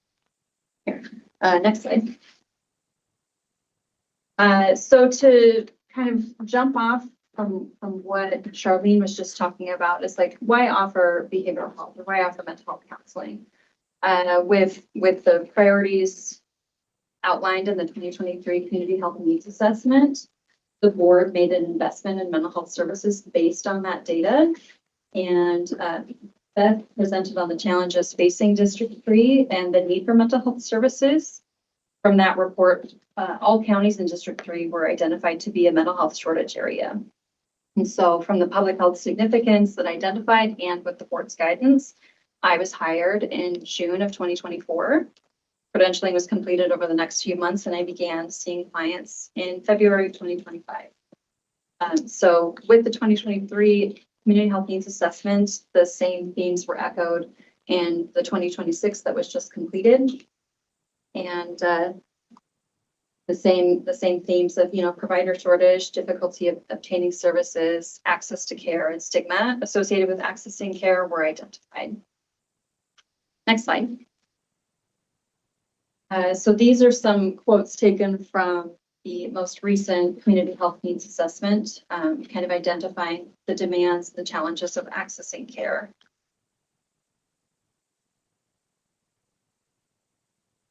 Next slide. So this is a picture of my office. I try my best to create a calm and welcoming environment because some folks may be meeting with a counselor for the first time and not knowing what to expect. So I see individuals age 12 and up with permission from Guardian for minors. Most of the concerns that I see are anxiety, depression, self-esteem, life transitions like within relationships or transitioning into motherhood. I offer telehealth. Most insurances are accepted and sliding scale is available. My caseload hovers around full because the need is so great, and I receive referrals on a regular basis. Next slide. Yeah, go ahead. Your caseload is full. How many people does that represent? Well, it kind of waxes and wanes. It kind of hovers around full, but you know, sometimes folks move. You know, we finish services, so it's in the mid 20s. And I see folks, you know, on a weekly basis, sometimes bi-weekly, depending on what that needs are. But I continue to receive referrals. Like I think this month so far, I've received 10 referrals for folks that are looking for services. And is it typically for a discrete period, 3 months, or do you Yeah, some that are ongoing? yeah, it depends on what the need is. Or, you know, for some folks, maybe they had a difficult birth experience. That might be like more short-term support. For folks that have like PTSD, that could be longer term. So it just kind of is very individualized based on what their needs are, for sure. Yeah, so my approach, you know, I primarily serve adults, and then I kind of take my framework for practice with incorporating the dimensions of wellness that was put forth and developed by the Substance Abuse and Mental Health Services Administration, or SAMHSA. I really like this approach because of all of the elements. I believe that, you know, all of these things kind of fall into somebody's overall wellness. And, you know, I want to understand that like medical causes have been ruled out for presenting symptoms like depression or anxiety, and what resources look like in the environment, such as like environmental and access to green space in the built environment, or social connections and community connections, or are they facing isolation? This helps me better understand what supports are needed and what's available. So since beginning counseling services, I've coordinated with the medical providers and the home visitors to better understand the needs and provide quality care for these folks. Next slide.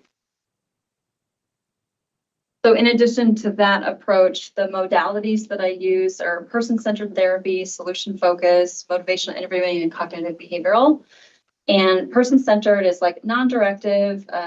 Therapist provides a safe, supportive, non-judgmental space to help clients grow and find their answers. This is a requirement for Medicaid with identifying a client's own goals in the development of their treatment plan. Solution focus is like what we were talking about before. If somebody had a difficult birth experience, you know, it focuses on client strengths, future hopes, and practical steps to achieve change. It's ideal for short-term goal-oriented approach like life transitions or situational anxiety. Motivational interviewing is collaborative, goal-oriented style communication designed to strengthen personal motivation and commitment to a specific goal. It helps people explore and resolve mixed feelings or ambivalence about changing behavior. And then cognitive behavioral therapy talks about how thoughts, feelings, and actions are interconnected. CBT involves efforts to change thinking patterns and behavioral patterns. This is the most common and best studied form of therapy. And so I kind of incorporate, you know, themes of all of these things depending on what people bring up in session with me. Next slide.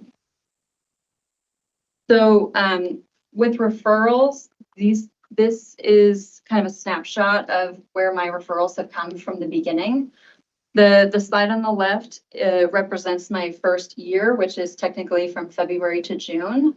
So there were quite a bit of referrals from clinic, as well as nurse family partnerships, and then quite a few self-referrals. And then heading into the second year, there was a 28% increase in referrals on the second year. And as you can see, like clinic kind of like wind down with self-referrals going up, and that is thanks to efforts like marketing, promotion with our newsletters and social media. I continue to get referrals from all programs, and you know, the clinic knows that my caseload is kind of full, so I think that kind of explains maybe the dip in year two. Next slide. So I know that there have been some questions by the board about duplicative services, and you know, so I'd like to address like, where are we filling the gaps? So some agencies don't accept Medicaid or offer sliding scale. That is something that we do provide.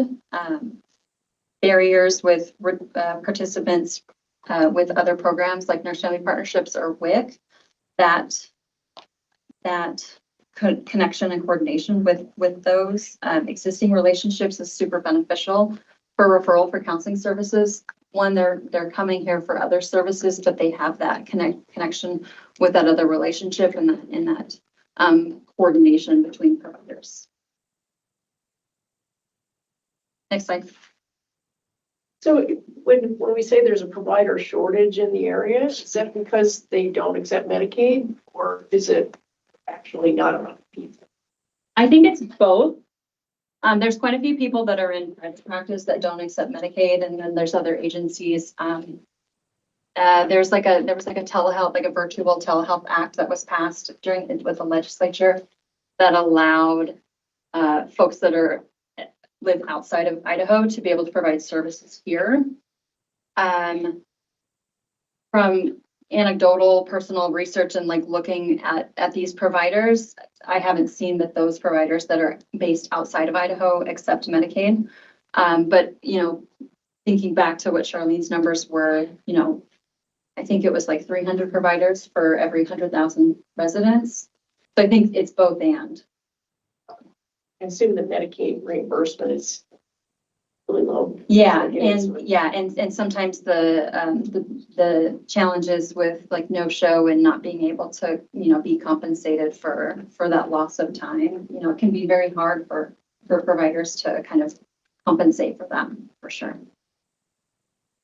So for telehealth, you know, benefits and challenges can be encountered with telehealth. I was looking at my caseload currently. About 22% of my caseload currently uses telehealth completely or nearly exclusively. And 63% have utilized it overall, with 36% not interested. So that can kind of give you like a range that, you know, there are some folks that need it and prefer it, you know, for a variety of reasons, and folks who have used it on occasion, and then people who prefer in person only. With telehealth, you know, I see a lot of moms, you know, a lot of moms prefer from Nurse Family Partnerships. They have childcare, you know, folks that have, you know, are involved with parents as teachers. That can be really challenging to get here, especially, you know, a therapy room is not necessarily designed for a toddler running around. And so telehealth can be utilized as to help minimize barriers with accessing care, both childcare and transportation. Increased access to rural communities and reducing stigma. Although I think in this setting, in this healthcare kind of setting, we do a good job of like, you know, you're not necessarily here for therapy. You might be here for a WIC appointment or for medical appointment. So that itself can be reducing stigma. However, you know, there are some challenges with telehealth. I experience technical difficulties at least once a week, even with folks who have a lot of technological proficiency.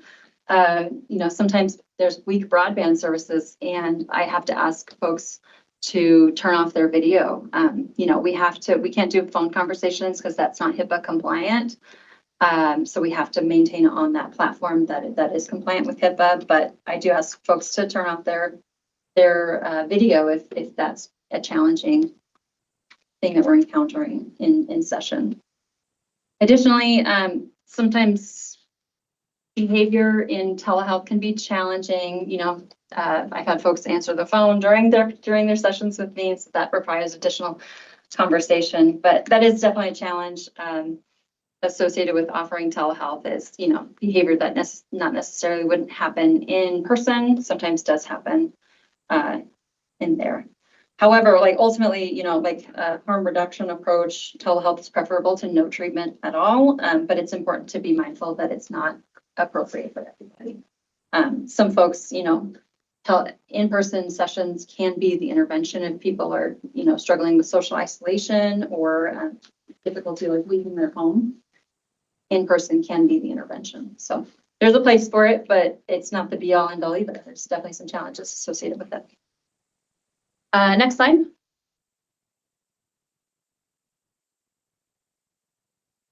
There is definitely room for expansion.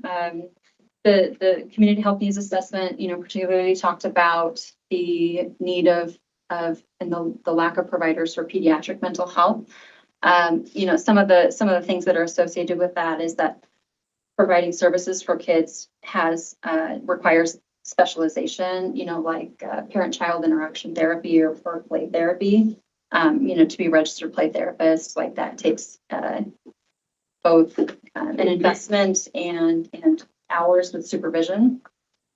So that continues to be a need here. You know, I serve individuals age 12 and up, but you know, 5 to 12 or however, like it's a struggle. And additionally, I get some referrals for Spanish speaking individuals, you know, that, you know, can be provided services here, but best practice is, you know, to provide services in a you know, just to reduce those barriers. And then some folks have a preference for male providers, and they're not going to talk good things with a female provider. So that's definitely can be an expansion opportunity. Yeah, that's the end of my presentation. I'm happy to answer any questions or any additional questions. Do you feel like in your role, do you say to yourself, man, I wish there were 3 of me? Or do you feel like this approach from Southwest District Health is the appropriate way to deal with this problem? Or yeah, I definitely see there's definitely a need, you know, greater need than what you can provide. I mean, out of the, you know, Colton, if you can go back to the referrals slide, that's 114 referrals in a year and a half. I can't possibly provide services to 114 individuals. Yeah, but it also kind of waxes and wanes. I do believe like if you build it, they will come. You know, like I've had a few referrals for folks who, you know, have been Spanish speaking, a few referrals for folks that you know, it require increased specialization for like eating disorders or obsessive compulsive disorder. Yeah, there's definitely room for growth with that, just because we know from the community health needs assessment that the demand is high. And so what do you do when you can't meet that need? For them other providers, or what do they do? Yes, yeah. So if I don't have specialization in an area that they're looking for support with, my code of ethics calls for me to complete a referral to somebody who is an expert. Because my caseload covers around full, you know, there's times where I've, you know, been like kind of like packed to the gills with appointments, and then there's other times where I'm like, whoa, what happened? There's been, you know, quite a few people who have moved, you know, or discontinued services. So it's kind of like a flow state with that. But I have referred out when appropriate, for sure.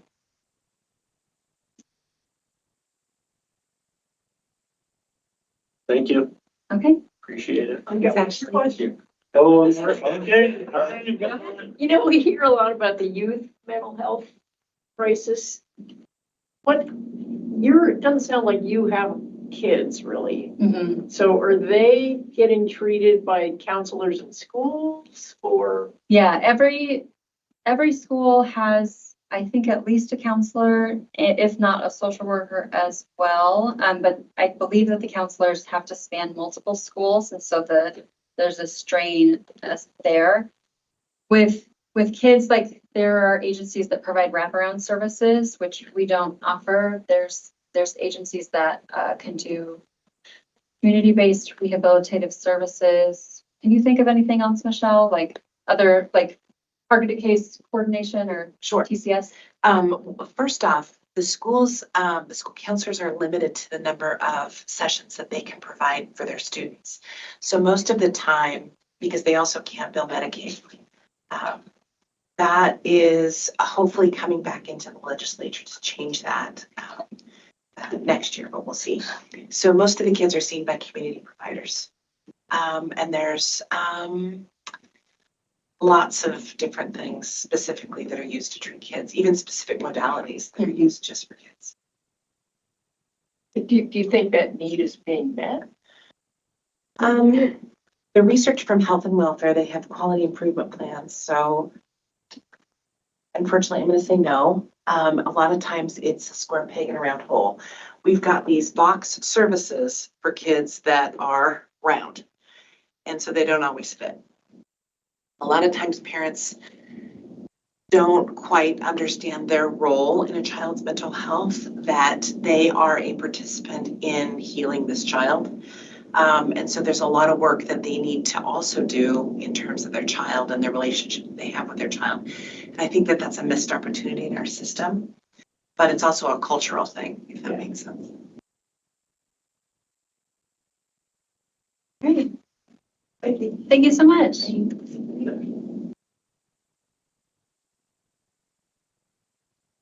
Next, 2027 Board of Health priority.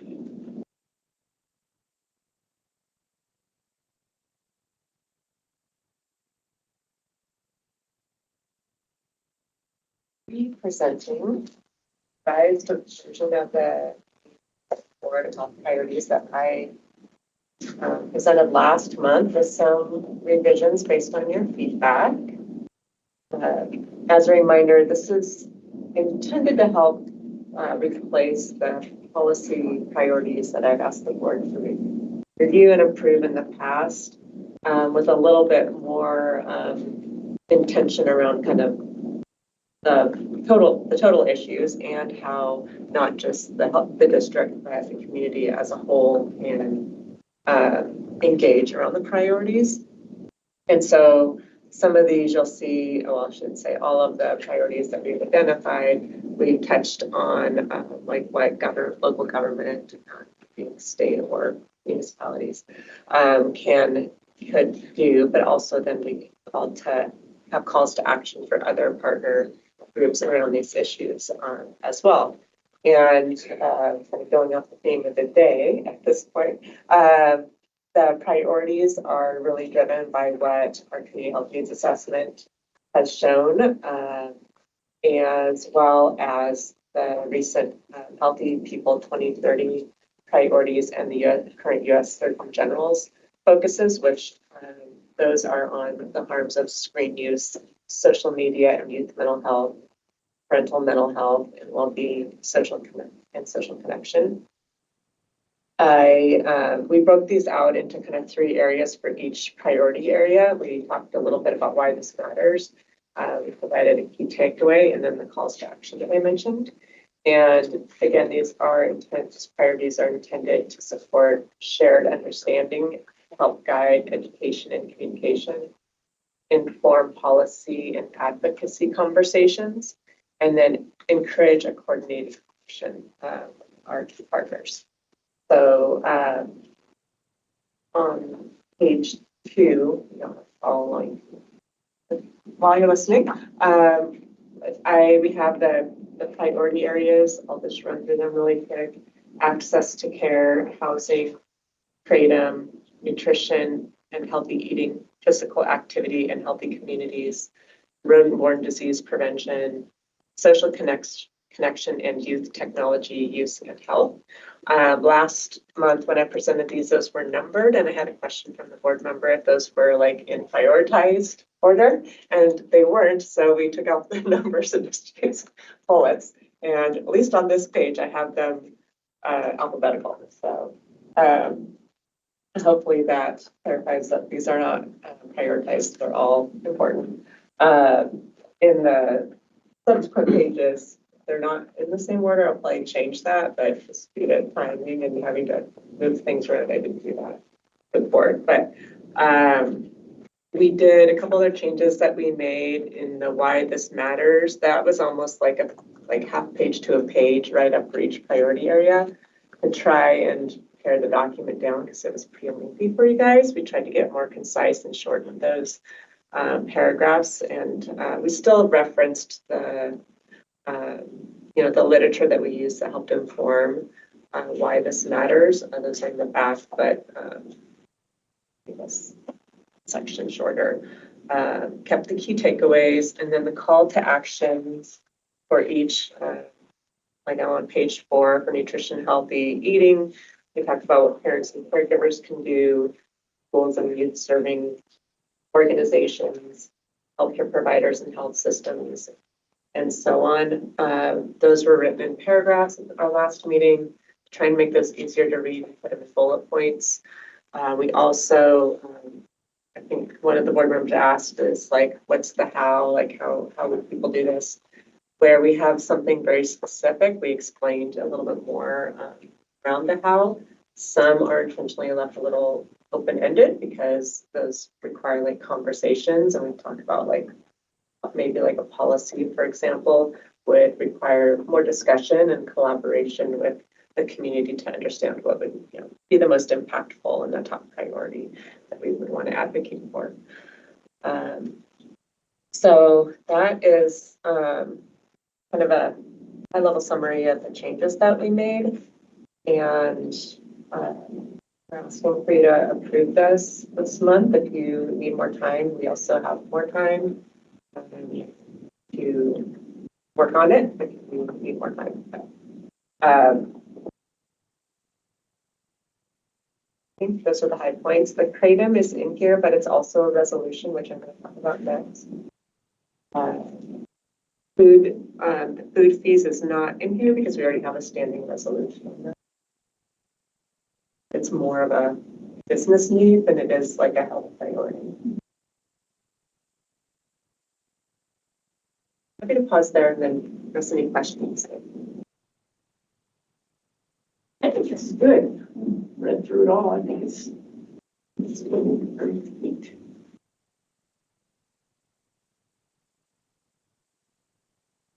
As a reminder too, kind of going back to Dawn's proposal earlier, one of the things that we talked about is, now thinking about our next fiscal year, how do we really fully implement this? The policy things are a little bit, maybe easier for us to activate on sooner, but some of the other parts would take a little bit more manpower, some shifting in priorities with our communications team, because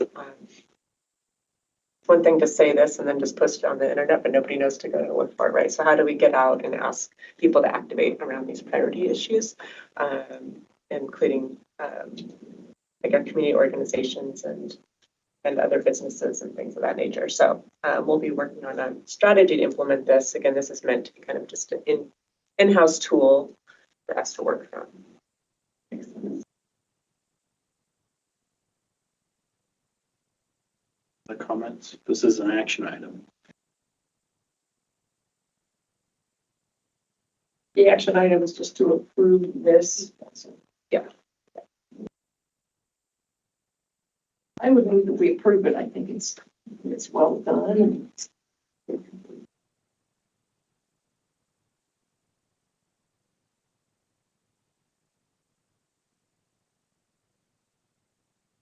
Motion on the table. Do we have a second? I'll second that. Any discussion on the motion? Hearing none, all in favor? Aye. Any opposed? Motion carries.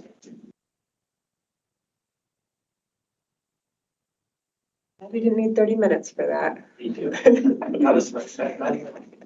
Okay. Moving on.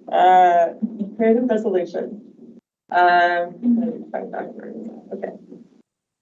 So, at the last meeting, we presented the Kratom resolution, and the board was in support. If you recall, we had at the time two therefore be it resolved statements. One that asked for a total ban of Kratom. The other was, I can't remember the exact wording, but it. Age, I think. Yeah, put in place an age like 21, I think, to match tobacco. So the board asked for expressed general support for the ban, but asked for input from our legal counsel regarding the two therefore be it resolved statements, because he also has lobbying experience. And so I asked him, and he replied back and said that the two resolution statements at the end are contradictory. Said the board thinks that a total ban is appropriate and this resolution should be eliminated. So based on his feedback and the conversation that I heard last month, I went ahead and deleted that. Or not the ban, but the Yeah, that feels better to me. I also want to share that I shared this with the other districts because once the board approves it, then they can present it to their boards for information. Some of their boards don't meet monthly. So I went ahead and sent them like, this is the working draft that we have. It may change. And I shared the feedback that you guys had. And one of the other, well, I think I can just say District 4 presented it to their board recently.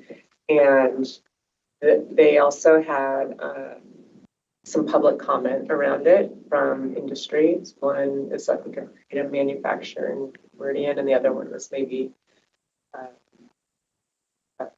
seller. So, and they were opposed to a total ban.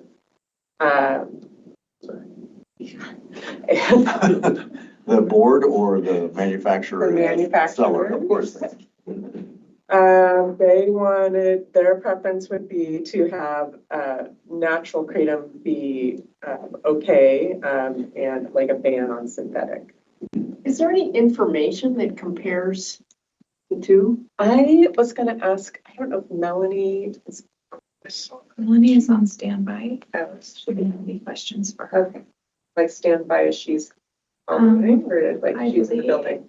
She's, before I answer, let me message her. Okay. I mean, it's a little bit like the THC content. It's natural weed, but the level just goes higher and higher as they breed for higher levels. So. I'll be interested to hear step in and I have some information, but I know the product in neither state is approved by the FDA. Oh, there she is right there. Dr. Trouble, I you have some that you have knowledge of. Thank you, Melanie. So, contribute program. All right. You just ran from the other side of the building? Good job. You catch that? You can probably sit right here, Melanie. Yeah. Oh. Okay, so I heard your initial question, and I'm Melanie Croniger. I'm part of the drug overdose prevention program, and at the complete I almost ran someone over. Right here. You stepped in. Yeah. It's okay to walk. Right. I thought it was just Well, this is- enthusiasm. And I am very enthusiastic because I care a lot about this topic, but there's naturally occurring botanical kratom, and that's what they use in like Southeast Asia for hundreds, thousands of years. They choose to leave very low potency. What the issue is the level of potency that they're creating around synthetic kratom, like the pseudoindoxyl, metragedine pseudoindoxyl, MGM15, MGM16. So those are fully synthetic. Looking at like the DEA, they wanted to schedule, so I'm so sorry.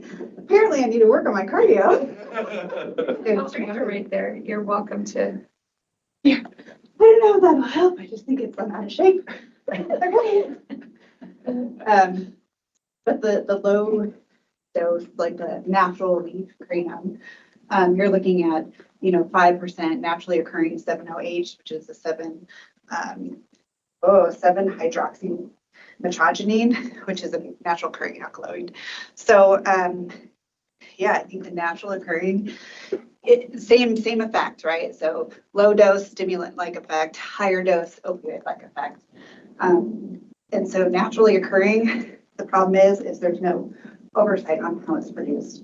And so they're saying things like liver, like internal organ issues because of metals found in it and contaminants. And there's no regulation on how it's made. So the potency is, they're not testing it. It can be whatever. It could be whatever, Yeah. exactly. But there is a high tolerance, like where you can become tolerant and addiction factor. So it's definitely can lead to needing more. So is synthetic regulated by the federal FDA at this time? Like you said, I mean, it's not FDA approved or anything, but how are they, is it federally legal to produce? So interestingly enough, on July 1st of 2026, the DEA put in a notice of intent to create a Schedule 1, to put it on Schedule 1 for any 7-OH product that is over 5%, and any alkaloids, additional alkaloids. So that's including their pseudoindoxyl, the 7-OH synthetic, over 5%, MGM15, MGM16, and then the pseudoindoxyl metrogenine. So what category does it fall under, like for the lower potency? I mean, is this a supplement category regulation, natural product regulation? Yeah, so you're looking at dietary, supplement, mood enhancer, is kind of how they frame it. Okay. Interesting. So they're looking to increase that, put it on the schedule for the stronger, more potent. Yeah. Which seems like And leaving the natural leaf kind of a alone. reasonable thing to do. So this might be changed at the federal level. Yes. Technically, the notice of intent is just a temporary scheduling order, went into effect August 5th. And so I don't know necessarily what that means. I've not been to a vape store since then because I check them just to see what's on the shelf, what they're selling in our communities. I do drug scans and I have not checked to see if they're still on the shelf or what that means locally. If they have to pull all their synthetic products off the shelf. But we could stop their natural products. Yes. Not too much natural. You say there aren't very many natural ones? Not necessarily. Most of them are the adulterated synthetic products that are more high potency, because that's what they're looking for is for the higher the potency, it's a full agonist for your mu receptor, which is exactly what any opioids hit. So, yeah. Even if they did schedule it, it doesn't, not an outright ban, and then you can, and it just makes it maybe harder to get the piece severe. But I did a little research, and as of July last, 9 states have an all outright ban kratom just across the board. And other states are like following suit. Yeah. Don't see anything good coming out of it on the medical side. There isn't any research on it. Not yet. I mean, there'd be if there was some regulations around it. Yeah, regulating it to one allows for research on it. If it's unregulated, it's not really legal research. Exactly. So it's hard to get, allows for regulated research. Could be good. What allows for that? Once the FDA schedules it, Yeah. so then it has to go through, the only way to acquire it is for certain purposes, right? For maybe research only purposes or. Yeah, understand the benefits. I mean, when it was used in Southeast Asia in the fields, years ago when they were doing their work, they would, chew on a leaf for either stimulant or pain relief because they've been picking stuff for bending over. I don't know what they were doing in their fields, probably maybe rice. I don't know. But yeah, so that there was some medicinal purposes, but now it's just products anymore. It's the same with a lot of other substances on the market.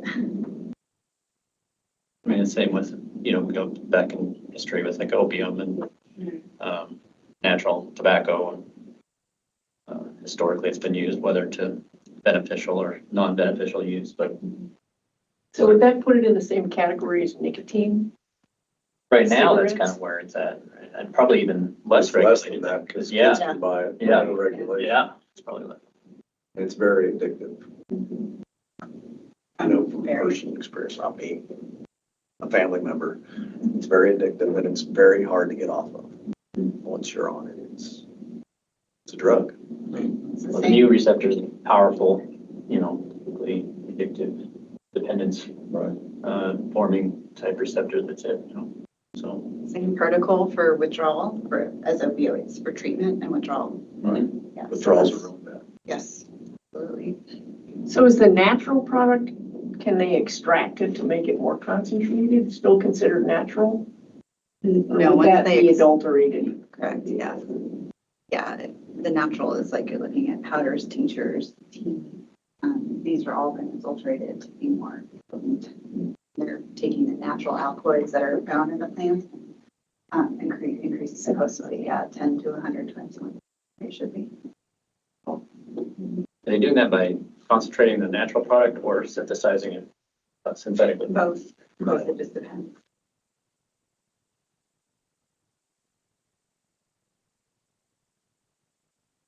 I could talk about this all day, but thank you very much for coming here. If you want to run back to your office, we'll time you. We'll have to have the AED over there. We'll have to make this a monthly event. Get you in shape.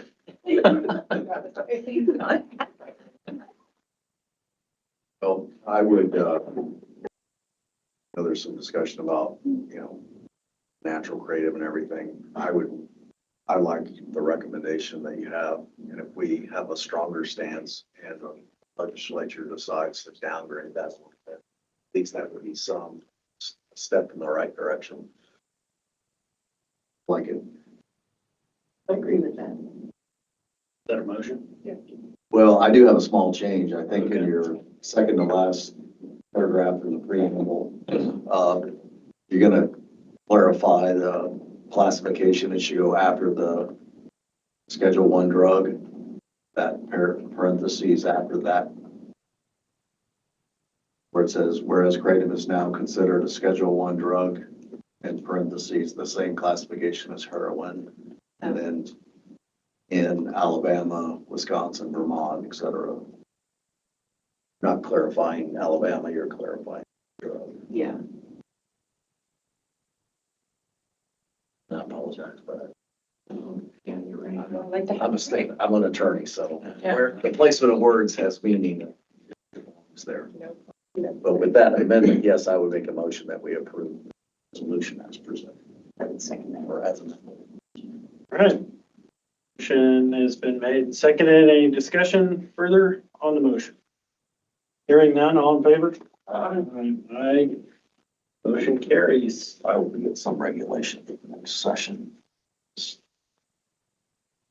State. Hey. To put you on the spot. but, Director's contract. Yeah.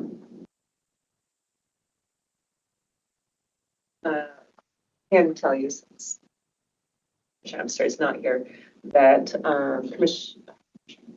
Jody, our HR person, sent this out for you following the last board meeting based on comments that, based on what Commissioner Abstray told me. And so she did that. And I don't think there were any feedback. Well, I know there wasn't any feedback to make any changes. So this is the same as what you saw last month. And thank you for your.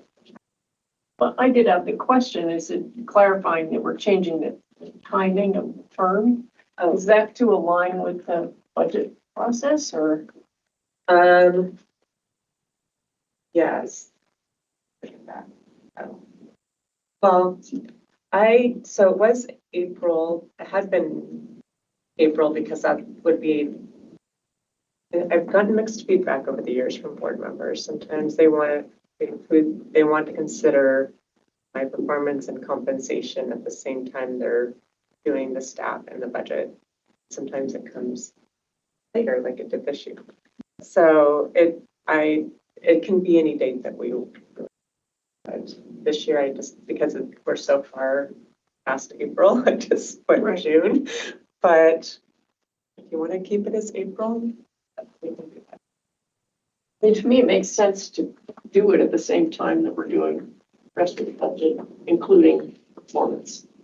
I don't even see where you're looking at, you're seeing April. Chart number 3. I see May crossed. May. It's May. May. It says the day because we're so far past, and then early into the fiscal year. Yes. And the term. Yeah. Yeah. May, yeah. We almost have to do it the way it is right now because Here we are. here we are. Yeah. You can't go back and pay her for, since April or May. Right, but going forward, I think it should align with I would agree. budget. Should be as part of your budget process, so you can build it into the budget. Just prior to that. So my term of employment right now, so I'd read basically now through June 30th, when the fiscal year, but the compensation review is June 30th. Yeah, June 30th. So do we want to move that to? Well, When would you need to do March? it in order to get into your budget cycle?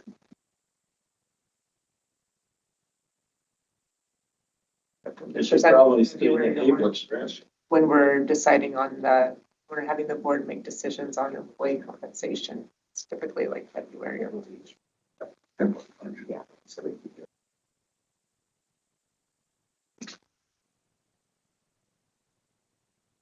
So be it, is my opinion. Okay. I agree. That's what we ought to do. Should be aligned.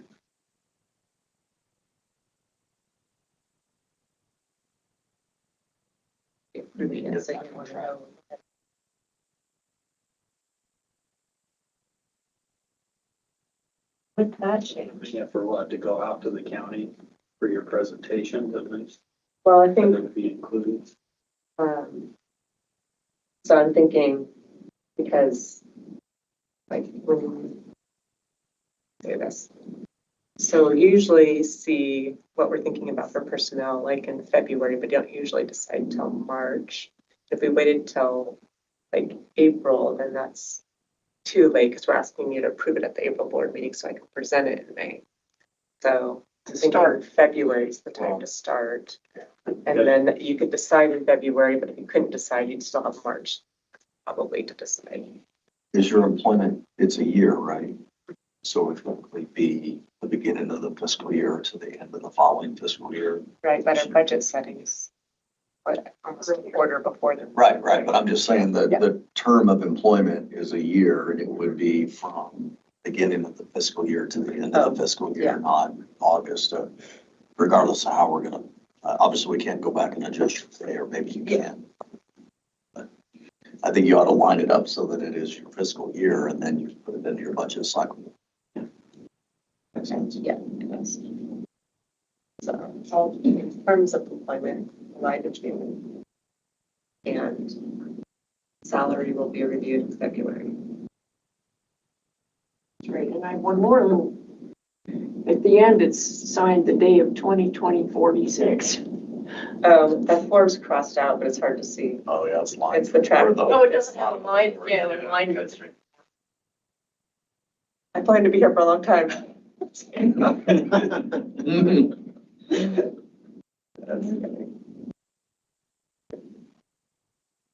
And if we want to make this a fiscal year, you can make it, put an effective date so that stay in this fiscal year so that you can be compensated.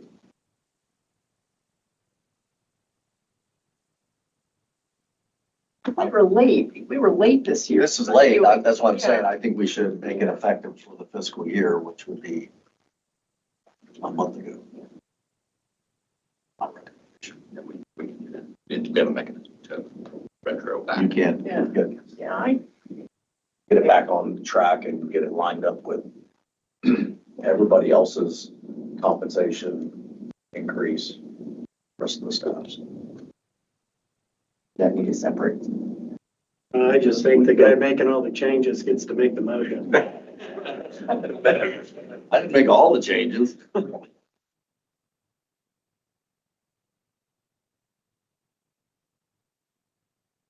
ending the motion? We have a We motion. don't have a motion. We didn't have a motion yet. Not motion, and just discussion. So I think that, let's see, so the term of employment would be the fiscal year, Yes. right? And the compensation review would be February. Performance eval, right?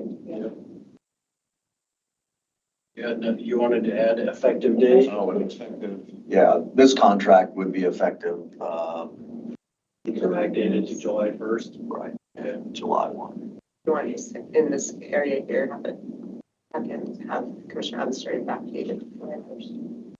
Or should it be typed somewhere? It should be typed, in my opinion. Yeah, you would put it, probably in the header.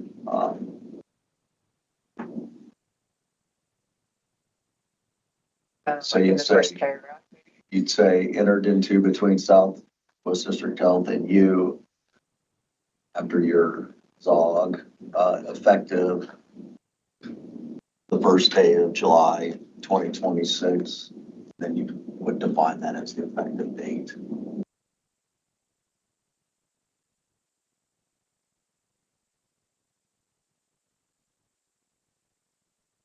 If there's 3 changes, I would make a motion to approve as amended. I would second that. And then for it to be brought back to see it actually in writing, just to confirm. On next week. Sure. Any other discussion? Motion's been made, seconded, all in favor? Aye. Do you want to see it in fact changes? Yes. With the changes accepted. Just like the smooth document I think. Yeah. It's like a land use, you know, we can approve something and then put different changes, you know, the conditions or whatever, and then we come back in a couple of weeks with the actual, it all written out, nice and clean.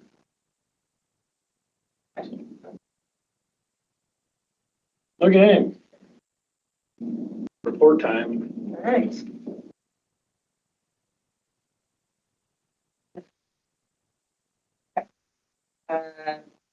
The agreements, contracts, sub-grants that I've approved are in the back of your binder. If you would like to look at them, if you have any questions. I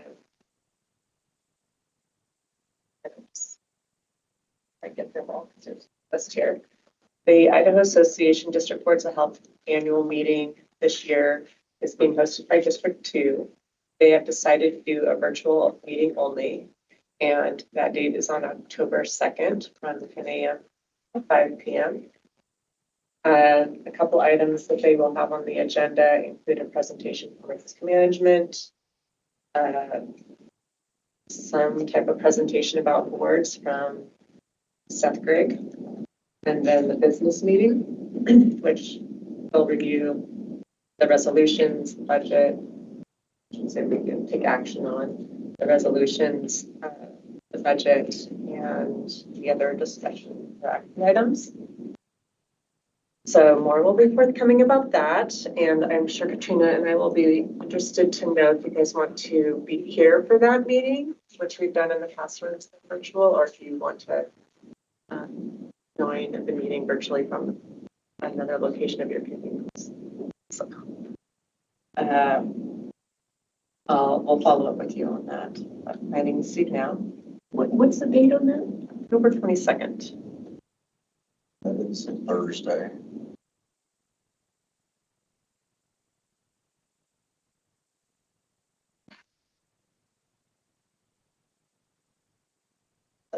Would it be helpful if I send out a calendar? I think you should. Thank you. So Katrina will send out a calendar for you guys. And then we'll figure out if you guys want to join that meeting. I wanted to let you know that we had a business reach out to us about our Emmett office expressing interest in potentially purchasing our office. I don't know that we've responded to them in any way. Collected information, but I haven't followed up. Yeah. Don't really have, we haven't obviously discussed that as a need. We do have the Clearwater report, with some facility needs that 88 things that we have budgeted to address this year. And then while we're kind of in this assessment of our facilities and what we want to do with them long term. So I wanted to just transparency make you aware that we had that reach out. I don't plan to take any action on that unless you have some questions or want to learn more.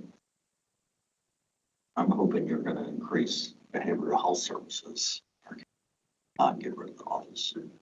Given the shortage that we have for mental health services, especially for children. So, I don't remember if from the report, but is this a building that needed a whole bunch of work or? no, it's just small, but it needed some work to provide privacy, if I recall correctly, because it's not set up for really.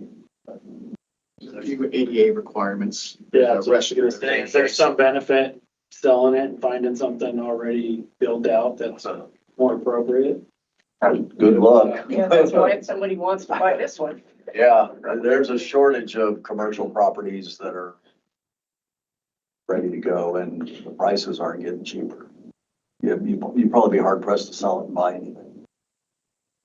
The one thing that is nice about that location too is that it's kind of in the healthcare district It per is se. near our hospital. It's right Um, next to our specialty clinic. mhm.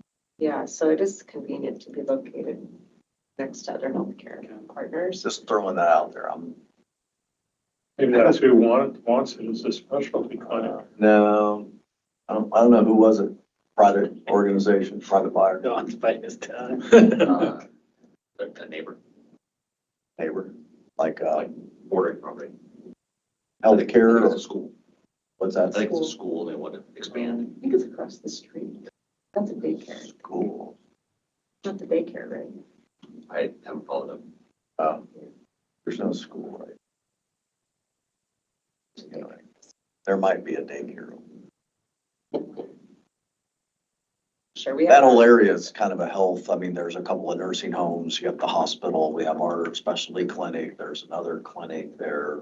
Our urgent care used to be there, now it's out on the highway, but it backfilled that with some valley practice stock, so I'll drive by there and see what's in the area. But It seems premature to make that. until we get, decide what we're gonna do with our facility upgrades, I would just hate, I know we have a shortage of healthcare services in our community. Yeah.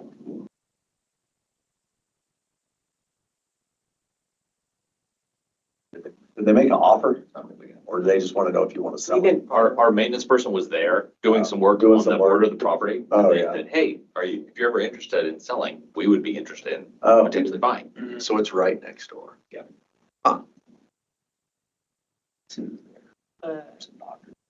I also wanted to make you aware that we have received an appeal from a landowner in Adams County regarding a subsurface sewage disposal. I want to say, it says decision on the agenda, but I don't know if we've made an official decision. I'm looking at. No official decision. He's attending an appeal and he's struggling with the requests of the appeal. What's he appealing? And that is part of the problem. He is not defining exactly what he's appealing because we haven't given him an official notice. We've informed him that his present situation is not conforming and he'll need to do something different. But the nature of the appeal, really, if he wants to keep his system, wouldn't be under our jurisdiction, it would be the landfill. He's got an outhouse he's built and he's using a bucket for his waste. And he wants to put that into his septic and we said, you can't do that because that wouldn't be safe as far as transportation and it doesn't meet a DEPA code. He could use maybe what's called a lag bag and put that inside the bucket, and then that's disposed of in his trash. But he would have to get okay from the landfill. That is not in our jurisdiction to okay that. So he's appealing that he needs to do anything. But the DEPA code's pretty clear that you can't just defecate into a bucket and transport it over to your septic and dump it in. So otherwise, he would just be hosing it out on his property, which is also not allowed. Is it legal to dig a pit latrine? Well, that's also a point of contention. It's not 100% clear, but Idaho in the code is identifying anything like this as a pit privy that he would technically need to get an application and approval for. In his case, it would need to be a director approval, I believe, from the DEQ to do that. But he's calling it a temporary dwelling, trying to skirt the rule that it's actually that. And so we're not really wading into that per se, other than no bucket. And it's gone through many emails, and including us. Here's what we're saying. If you don't like that interpretation of the rule, you can go talk to DEQ. DEQ looked at it, said, yep, we're interpreting rules correctly. Back to here if you want to try and appeal. So it's complicated right now. The attorney's looking at it to see, is there even really a possibility of appeal? Because we haven't like sent the actual notice because he could do other things. We're just saying you can't do that because we were asked to look at this by Adams County. We're like, yeah, that's not appropriate. There was a secondary part we were addressing with outdoor showers, and that also was not prohibited for what he's trying to do because it was under a pressurized system. He's not really arguing that point with us. He's just back to the bucket. You've got a similar case in Washington County. Were you aware of that? No. Yeah. That's only their access point is an irrigation canal. Allegedly. No, that's not good. I wouldn't think so, no, especially if you're downstream. And it's being used for irrigation of crops. That's all kinds of bad. Onions, anything like that. That's like E. coli. And is this something we're actively investigating? I don't know yet. I just heard about it and I'm gonna see. Be happy to take a look and get a hold of I'll Mitch. follow up and see if I can get something. The site for both the house, if you will, I'm not sure what we want to call it, and the shower are uphill from a creek or ditch, I think creek that has E. coli, documented E. coli contamination. We have not speciated to determine whether or not that is the source for that E. coli contamination, but it is down gradient, does have warm body waste, mammalian waste. So there's a likelihood there might be an appeal, but it's still, it's an odd. Yeah. So Have you cited him? not officially, Then no. what can he appeal? Yeah. You've made no decision yet, so his appeal is premature. I'm not the attorney, but I'm just saying. Well, Your attorney will likely say, what are you appealing? We made no decision. We've not issued a citation. and if he does appeal and he wants to continue with the wag bag, he can't really appeal to us because it's not under our jurisdiction to say, yeah, you can, that's the landfill. That's DEQ, right? So maybe That's the this is landfill. what it's addressing. That's right. Well, landfills are regulated by DEQ, No, they are, yeah. Yeah. Yeah, so back to, so, yeah, that's true. In the meantime, he can do what which he is. we do that. Like if you're an area that requires you to pack out your waste, we pack it out in a bag and throw it in the trash. I mean, that's not unheard of. So I've been on hikes in areas where you're not allowed to dig a cattle and you have to pack it out. So, I think it gets a little bit contentious is if this is a structure that's been built for that purpose. right. And it probably should be falling under the. And he has a septic. Privy. And he does have a septic with two other dwellings that are attached to the septic that are all appropriate. He's done the application, we've approved it, it's all functioning, but he is renting out those properties and has stated that he is camping in his dry structures temporarily. And this is a temporary outhouse bench, right? Because he's not allowed to put additional structures on this property where Adams. So there's like, I think we can all see what probably going on. Yeah. So maybe more to come. More to come. I love it. The amount of emails that I get on this on the daily is.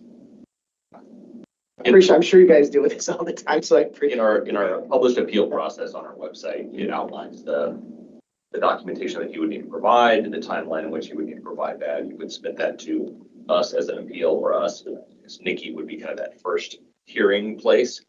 And then if he did not receive satisfaction, then he could take the next step and appeal that decision to the board. Situational awareness, I guess, at this point. Yeah. Yeah. Gonna move on for some time. I'll talk about the topic all day long. Legal counsel, I wanted to let you know that District 4 and us selected a new legal counsel to replace Mike when he retires in October. The firm we selected is CHC Legal. It's 3 attorneys. They have background and experience working in the AG's office and specifically with the Department of Health and Welfare. So some good experience there. Medicaid and contracting, also representing federally qualified health centers and healthcare organizations in the state, and also have some employment law and business law background. So I feel like they'll be really able to step in pretty smoothly. The one area they don't have any experience is on the environmental side, so which is currently it's trending. So are we hiring the firm or is it going to be a specific person? It's a 3 attorney team, and so we just signed, or it's actually routing right now, an engagement letter with them for $250 an hour, and no retainer. So just yeah. Have you met all 3? No, just the person that's here locally. There's one that one of them lives here, I think in Eagle, one lives in like near Coeur d'Alene, and I don't remember the other one works, but they're all in state. Our leadership team's going to meet with them next week. They do not do lobbying though, and Mike was doing both. So that is another part that we're going to explore. I wanted to let you know that the IEC Public Health Work Group met last week, and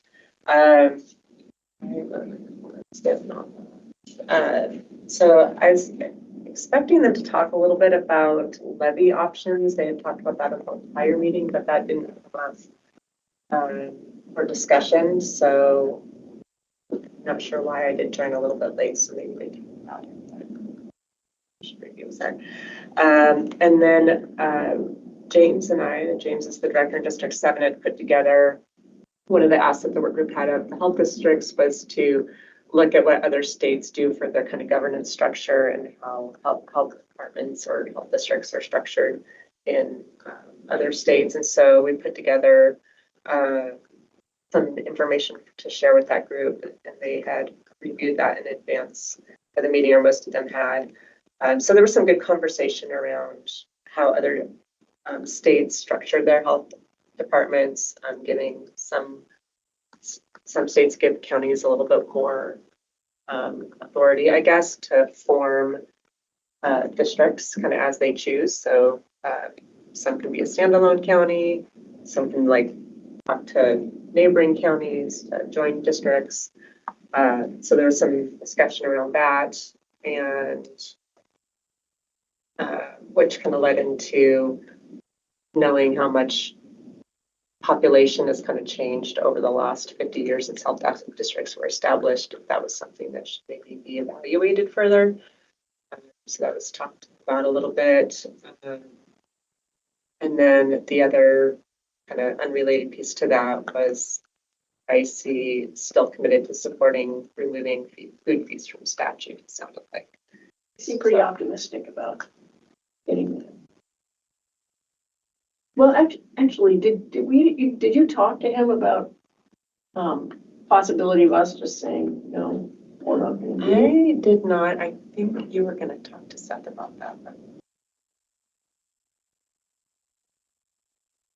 I think I threw it out there to him on the last phone call. it didn't come up. It didn't come up, but he seemed optimistic that we get it this year. I didn't hear any next steps or tasks assigned to the health districts up into the meeting, and it sounded like Beth wasn't planning to reconvene the meeting or the group until after September. Does that sound right? I think it was maybe at the September IAC meeting. Well, it's funny you said it because I thought so too, and then James was like, "No, it's after." I'm like, "Okay." I was maybe not paying attention, but that was my impression. Okay, well, then two of us, so it makes sense. But I would say that people are generally okay with some level of flexibility, but nothing really bubbled to the top. Generally. Do you have anything to add?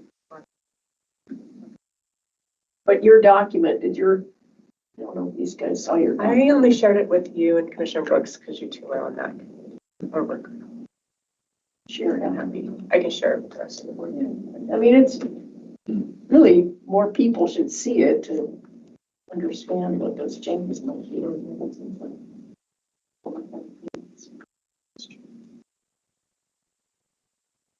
But Seth did say that he wasn't sure. I can't remember which piece of it was now. That he didn't think the IAC, that the counties would necessarily go along with change. What did that to do more with the weighted voting? Because they did talk about that too.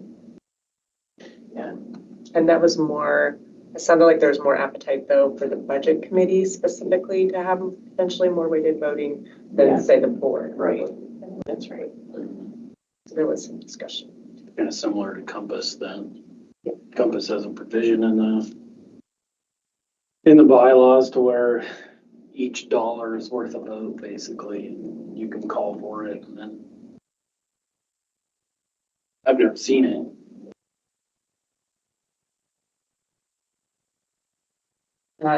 So that was the update on that. And then I want to let you know the Rural Health Transformation Program funding grants, I think, are all now out. And I think I did email you guys last week or let you know that those are out.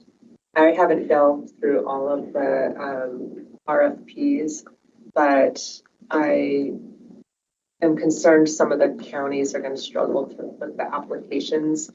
I'm not sure if some of the smaller, like the ambulance districts, have SAM accounts, which are federal, even eligible to apply. You have to have an account with the federal government for submitting grants.